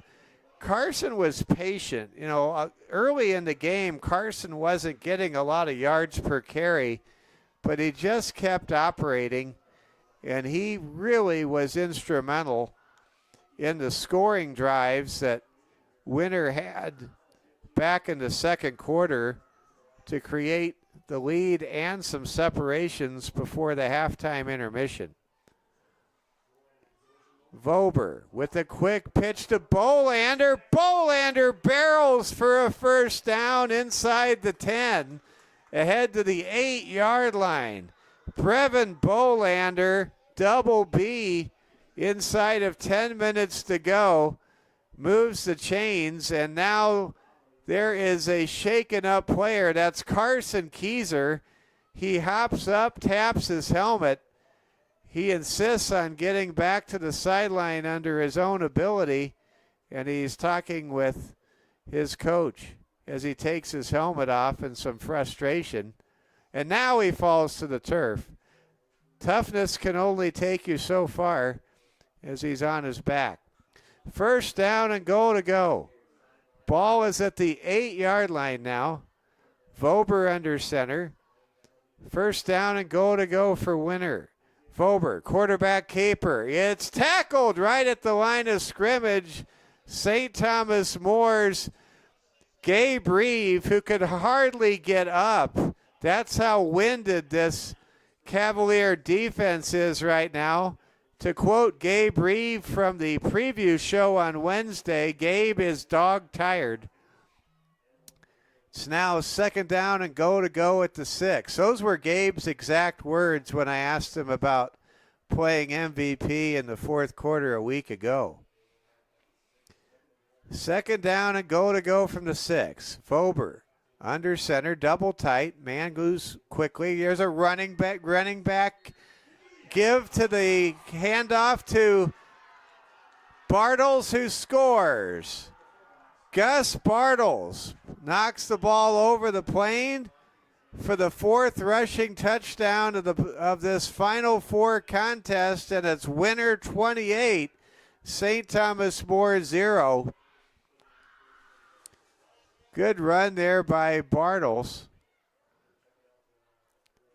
And a great job by that offensive line for Winner, who I don't think I've mentioned enough tonight.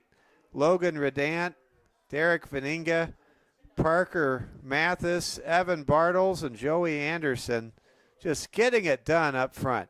Here comes a run going for 2. It's going to be Bartles who gets Keyser, who gets absolutely tied up and dropped, or Olsen rather. Olsen got hog-tied on that sweep, which was turned away on a 2-point try. So the score is 28-0, all Winner. The clock is not in turbo clock mode. It's not continuously running. It's stationary currently at 8 minutes and 47 seconds to go in regulation. St. Thomas More, if they cannot come from behind, what a season it has been. They have broken a Final Four drought. And in talking with head coach Austin Hagen about what this deep playoff run has meant, first of all, everyone far and wide across the state is in agreement. St. Thomas More football is back, and back in a big way. But it's also important to know that the Cavaliers have been able to add so many extra practices. They've learned to gain the experience of what it's like to play deep in the season, deep in the postseason.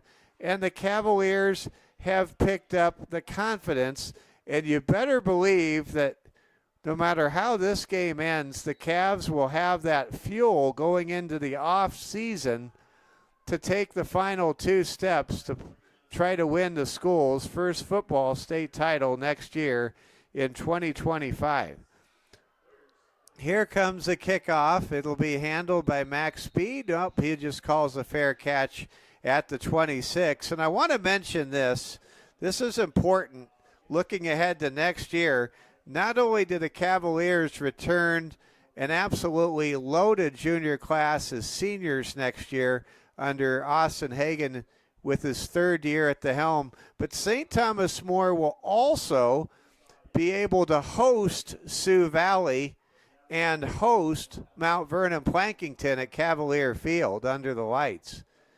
That is a huge home and away shift with the scheduling cycle as it stands next year. Cavs may have a great chance to host playoff games a year from now. Here comes the throw. It's dropped by Broden Sales. Broden was frustrated. He was as open as an all-night diner and couldn't bring in that pass. Mercy.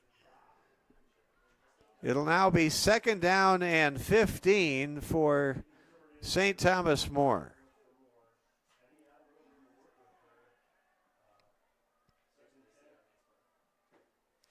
Let's pass the score along from our own Coach Peckney. Sioux Valley and Elk Point Jefferson, the Cossacks and the Huskies tied 14-14 at halftime. Wald rolls, fires, and the ball is intercepted. For the 2nd time tonight, Noah has thrown, or 3rd time tonight, Noah has thrown a pick. And freshman Noah Wald, who is 7-1 as a starter, check that, 8-1 as a starter, just having a rough night tonight. These are the games that a quarterback must go through in a successful high school career against a great team like Winter tonight. Eli Vober under center begins the drive for the Warriors. Bolander in motion, takes a quick pitch, gets excellent blocking, buries the chains down to the 23-yard line. Brevin Bowler, who I think is about the 5th running back on this team, just looking as though he has every bit the right to be out there playing so well. We have a Cavalier shaken up on the play. That's Burke Eschmeyer, as Kristen Whitley is out to 10 to Burke Eschmeyer, and Coach Hagan coming out to check. And this might be a major injury. Let's hope Burke is okay. Burke was hurt earlier this season. Not sure if it's a recurrence of the original injury he had or a different one. Let's hope Burke is okay. Burke Eschmeyer shaken up. We have an injury timeout with 8:21 to play in the 4th quarter. Winter leading 28-0. Reminder, the Cavalier, the great fundraising dinner event, going to be happening at the Box Elder Event Center next Friday night. And let's focus now on Burke. And we have a stretcher coming out, and I am no longer going to read any messages. We're just going to be quiet, and we're going to pray for Burke. You're watching the Security First Bank Cavalier Sports Network.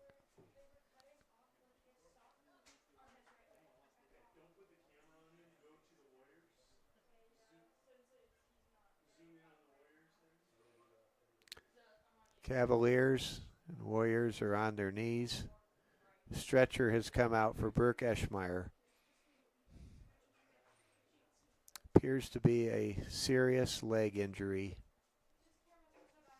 We won't speculate further. And now it looks like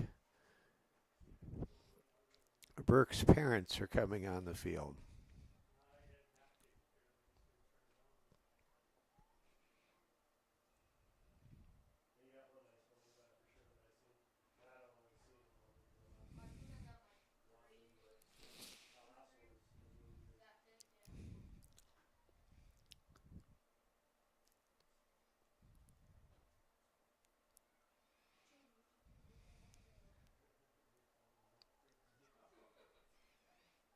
You're watching the South Dakota State semifinal game on the Security First Bank Cavalier Sports Network. Burke Eschmeyer right now surrounded by coaches, we believe his parents, and athletic trainer Kristen Whitley as he is being placed on a stretcher.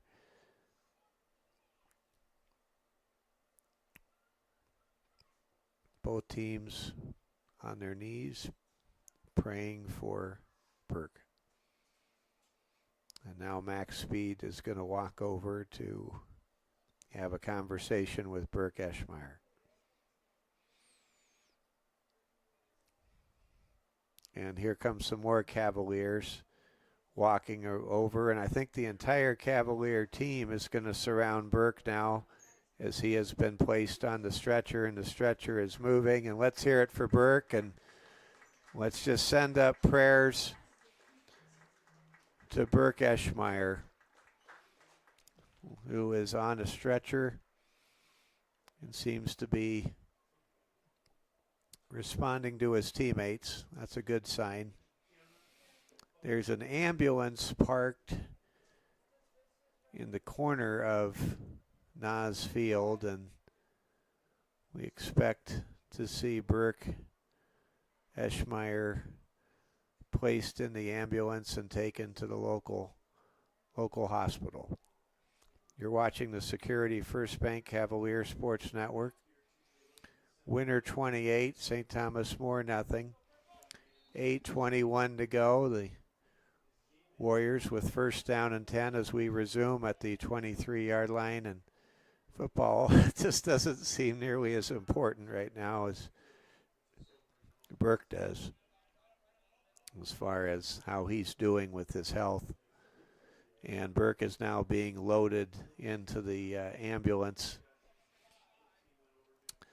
Cavaliers this season have not had a moment like that. They have been blessed with really good health. Of course, plenty of stoppages early in the season with hot, humid nights and leg cramping, but it's the first time we've seen a major injury on the field in a football game this year for St. Thomas More. Running hard with it is Gus Bartles, the fullback, and that'll be a first down, and that'll set up goal to go, first down and goal to go at the 8-yard line of St. Thomas More territory.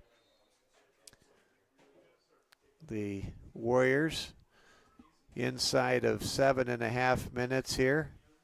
First down and 10. First down and goal at the 8.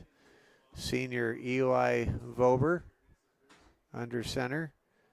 Takes the snap, gives to Bartles, and that'll be tackled for a short gain. Gabe Reeve was in on the spot stop there. We're happy all of you are with us. We've had a very large audience, not only tonight, but great audience last night for that thriller won by St. Thomas More against Custer. It is a special season when you're playing as one of only 4 teams in your classification at the end of the season. It has been an amazing year for St. Thomas More football. It feels like it's going to come to an end. And for Cavalier football to have a perfect September and a perfect October, there's a lot to build on going into 2025. It looks like this will be the final game in the great careers of Reeve Ross, Gabe Reeve, and Dawson Inhofer. All 3 of those players transferred into or started playing later than their freshman year, but they have truly left a legacy for the team, and there's a rare miscue on an exchange in the backfield, and that'll be a loss of 3 yards, setting up fourth down and go to go now at the 6-yard line. We'll see if the Cavs can turn away the Warriors here. 5.5 minutes and counting. Winner knocking on the door for a 5th time tonight, leading 28-0. I really like the atmosphere here in Winter. I wish other high schools would follow the lead and not play music during the game. I like the traditional atmosphere we have here. Here comes a throw to Hammerbeck. That's a touchdown. What a move at the goal line by Sean Hammerbeck, and the future Nebraska Cornhusker makes it 34-0 in favor of the Winter Warriors. That was a great throw from Eli Vober. You talk about throwing a snowball down a chimney. That was it right there. And speaking of chimney, I'd say Sean Haberbeck showed what he can do with his 6'7" frame and leaping ability. Wow. The Warriors will go for two. That's what they do, and they get it. Brevin Bolander able to run it in up the middle to make it 36-0. Well, the Winter Warriors, dominant. They are ready for the Dome, whether they take on the Sioux Valley Cossacks, the number 2 ranked team in the state, or the number 3 ranked Huskies of Elk Point Jefferson north of Sioux City. Whoever they play in the Dome next week, they are gonna have their opponent's gonna have to really, really bring it. This Winter Warrior team looks like they are seriously bidding to become the team of the 2020s in South Dakota high school football. Champions of the state in 2020, the COVID year, and the subsequent season in 2021. Winner, by the way, if they're looking for a good luck charm statistic, they defeated St. Thomas More in 2020 and 2021. They did not play STM the last 2 years when they did not win the state title. And now they're playing STM this year. And right now they lead 36-0 with just 5:02 to play in the fourth quarter. Here comes a long kick. It's going to be fielded at the 10. Running back with it for STM is Graydon Juvie. Juvie sure has had a great season, and he has proven that he can stay on the field. That was always the question. Could Juvie stay on the field? Well, he has gone the distance this year. He has been able to, with the help of pickle juice shots and hydration treatments, managed to go the distance this year. And what a distance it is. This is the 11th game of the season. St. Thomas More going to go 8-3 on the year. And, of course, they won a share of their 11th Black Hills Conference title in 12 years. There's a quick flare-out pass to Max Speed, who steps out of bounds. Noah Wald still out there at quarterback. Noah has had a tough night. No points, 3 interceptions, but Noah Wald has had a banner season as a freshman quarterback, going 8-2 after tonight as a starter, and leading the Cavaliers on their first winning postseason appearance. The Cavs will go 2-1 in the playoffs in a long time. There's a pass out of bounds. The opening chapter, the Winter Warriors want intentional grounding. They do not get that request granted. Clock is continuing to run. We now have continuous clock as the margin is greater than 35 points. It's 36-0. So we should reach the end of this game pretty darn fast. STM probably with their last possession, you would certainly think here. 3rd down and 3. Cavs would love to break the shutout. Winter would love to have back-to-back playoff shutouts. They beat number 5 Woonsocket, Wessington Springs, Sanborn Central 44-0 in a rematch game last week. And this Winter team has clearly progressed. There's a flag down. I think they're going to call a penalty against Winter for a hit on a defenseless player, I suppose. I don't like these kind of calls. It is football. Let's see what the penalty is all about. Actually, no, it's an offensive penalty on St. Thomas More. That was a clean hit, and the officials got it right. And there was a penalty on the offense. St. Thomas More committed the penalty that I didn't see. It'll be 3rd down and 13 for the Cavs. St. Thomas More breaks the huddle, and they go 4 wide.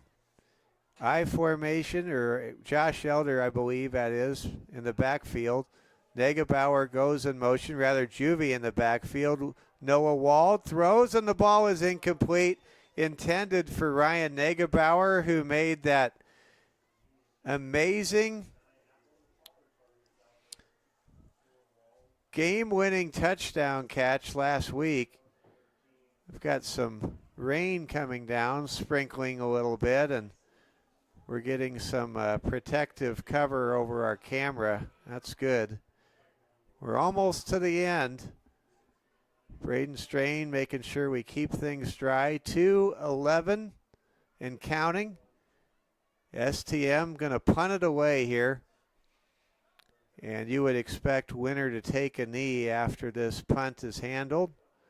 Sales kicks it into the wet sky, rainy sky, and the ball is just going to be knocked down by Gabe Reeve. Well, let's make sure to tip our cap to Gabe Reeve, Dawson Enhover, and Reeve Ross.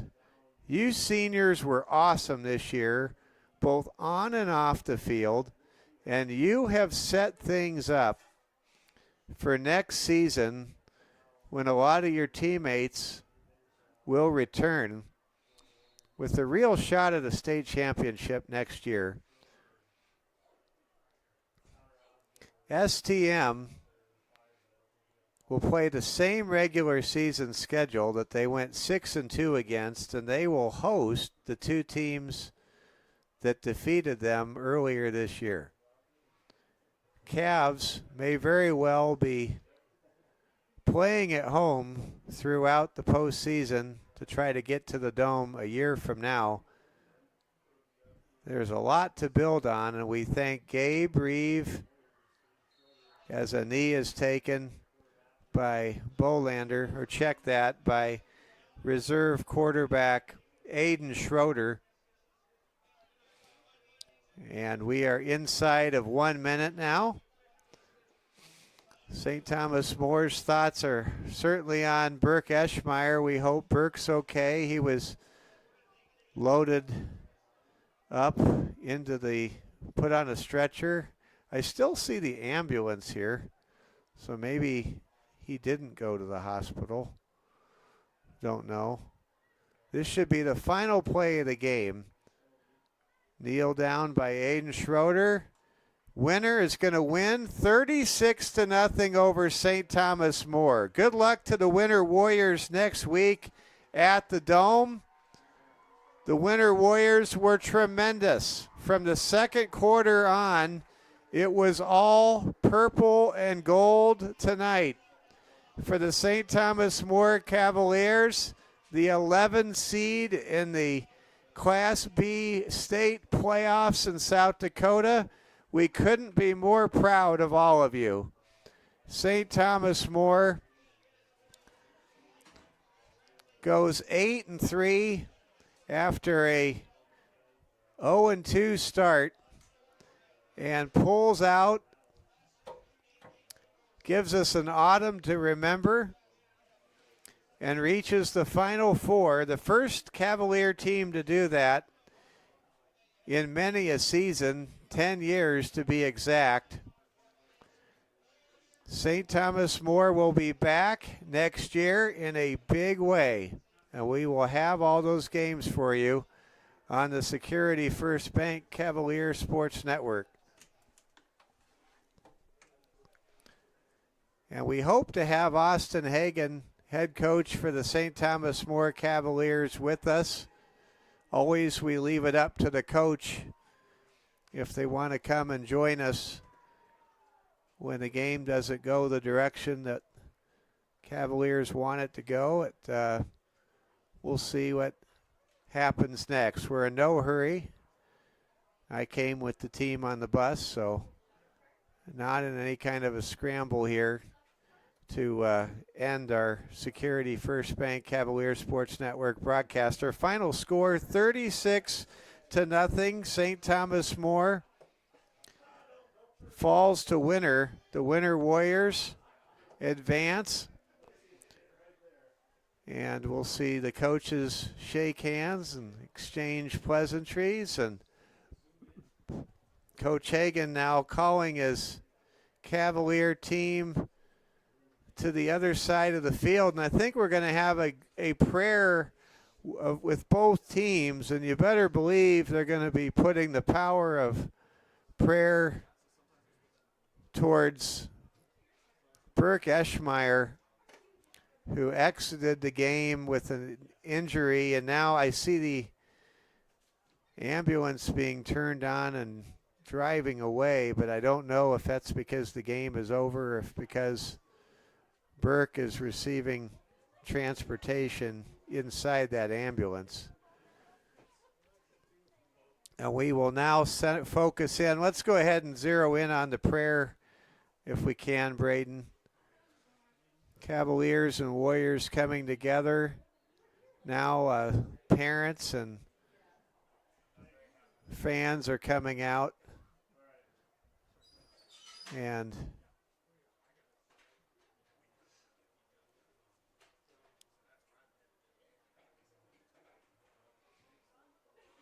prayer has come to a conclusion. Our thoughts and prayers are with Burke. Let's hope he's okay. St. Thomas More finishes the season co-champions of the Black Hills Conference with a perfect 4-0 conference record, 8-3 overall. When you consider that last year the Cavaliers' season ended in the first round, they finished 4-5, and they started 0-2 this year to be in the Final Four over 2 months since their previous defeat in Week 2.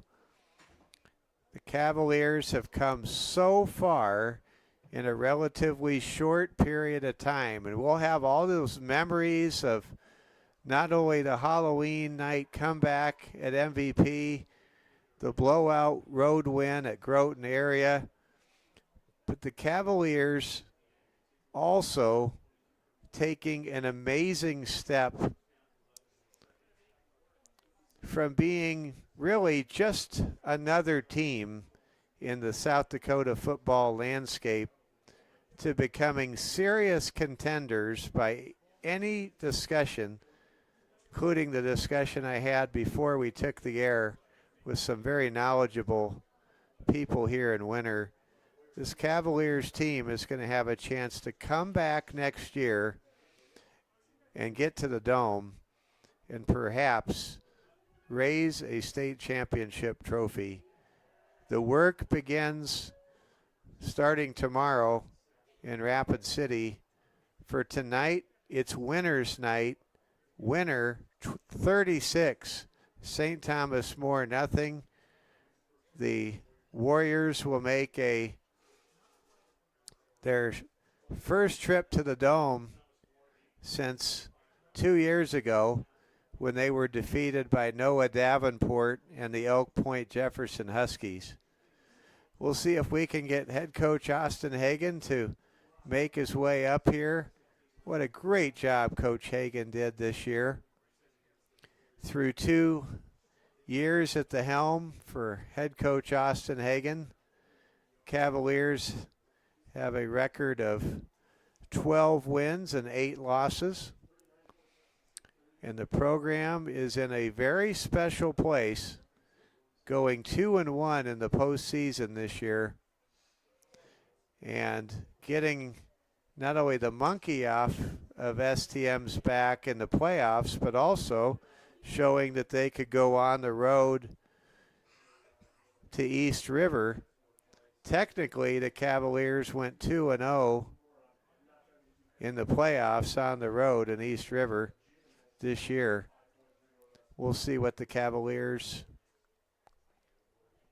are able to do next season. They will have road games at Chamberlain against the Cubs. They'll have a road game next year down in Hot Springs. They'll have home games against Lee Deadwood, Mount Vernon Plankington, Sioux Valley, and Belle Fourche. St. Thomas More will have a road game at Lakota Tech down in Pine Ridge. That's kind of a preview of what the schedule will look like next year. We'll see if we can have Austin Hagen make his way up the biggest hill in South Dakota high school football for sure. I want to thank all of you for making us a part of your season. It has really been it's a real honor to be able to represent St. Thomas More football and St. Thomas More sports. And we're not done yet. We've got the volleyball Sodak 16 match coming up Tuesday night live from Chamberlain against Hamlin, and we will cover it for you. But it has really been an amazing journey, and I want to give a big thank you to Coach Austin Hagen. Coach Hagen has generously given his time to me, not only on the bus to talk football, but at his desk on the second floor of the high school. And I have had it's just been great the last 2 years to have broadcast preparation meetings with Coach Hagen to talk Cavs football, to talk about the upcoming game and opponent. We have something special, folks. We truly do in Austin Hagen. And we're blessed to have him leading our young men. He's endlessly positive. His favorite phrase is absolutely 100%. And, I only see Coach Austin positive and upbeat. And you can really see Jesus Christ in Coach Hagen. We're so blessed to have him as our head coach. Mike Fell, Braden Strain, Regan Dewar with you. We hope to have Coach Hagen come by and talk to us on the Security First Bank Cavalier Sports Network. He's spending quality time with his team, with his seniors, and we may just call it a night here. If we don't see Coach Hagen come this way in the next 2 minutes, I'm going to call it a broadcast. Let's give you a final scoring summary. Winner was able to score their first touchdown on a touchdown run up the middle by Eli Vober of 6 yards. The 2-point conversion was good. Then the big play of the game was the 46-yard touchdown run right before halftime by Zach Olson.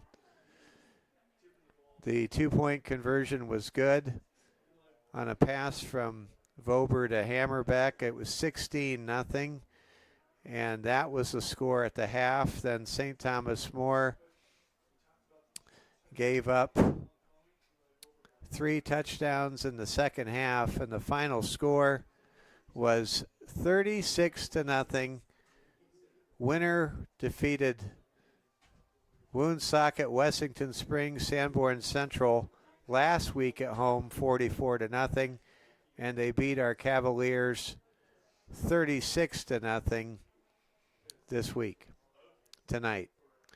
Well, the last loss hurts, and it hurts so much. I'm looking at Noah Wald on one knee all by himself, and Noah, you're a huge reason we made it this far, buddy. And we love you, man. And we can't wait to think about the next 3 years in the Noah Wald era as quarterback at St. Thomas More High School. Folks, Cavs fans, I'm telling you, this team has a chance to do something extraordinary next year. For now, the season comes to an end, and we close the curtain on a season filled with memories, comebacks and triumphs. And I just say thanks for the memories. Way to go, Cavs. We love you. We're proud of you. We raise up our prayers for Burke Eschmeyer that he will heal and he will be okay. And we want to say thank you to Braden Strain, our great technical director. What a great job he did. And how about Regan Dewar? He just did a great job with the camera this year. Big thank you to Activities Director Craig Nowotny, who gives us access to all of these programs and tells us what we need to know and helps us so much behind the scenes. And finally, I thank, well, not finally, second to the last, I thank all of you fans for your support. We thank our sponsors, Security First Bank, Strain Chiropractic, Branch and Vine Mental Health Counseling Center, all of our great sponsors, and we thank you, Lord, in Jesus Christ, our Savior. We thank God. Thank you, Lord. Thank you, Holy Spirit, for being upon our season. This has been a year of love, a year of gratitude, a year of sacrifice, a year of camaraderie, and a year of togetherness that will never be tarnished in this dusk of twilight. Our final score tonight, winner 36, St. Thomas More nothing. For our football season, it has come to a close. The Cavs are Black Hills Conference champions, 8-3 on the season. And for all of us, our final score again, winner 36, St. Thomas More nothing. Good night from Winner, South Dakota.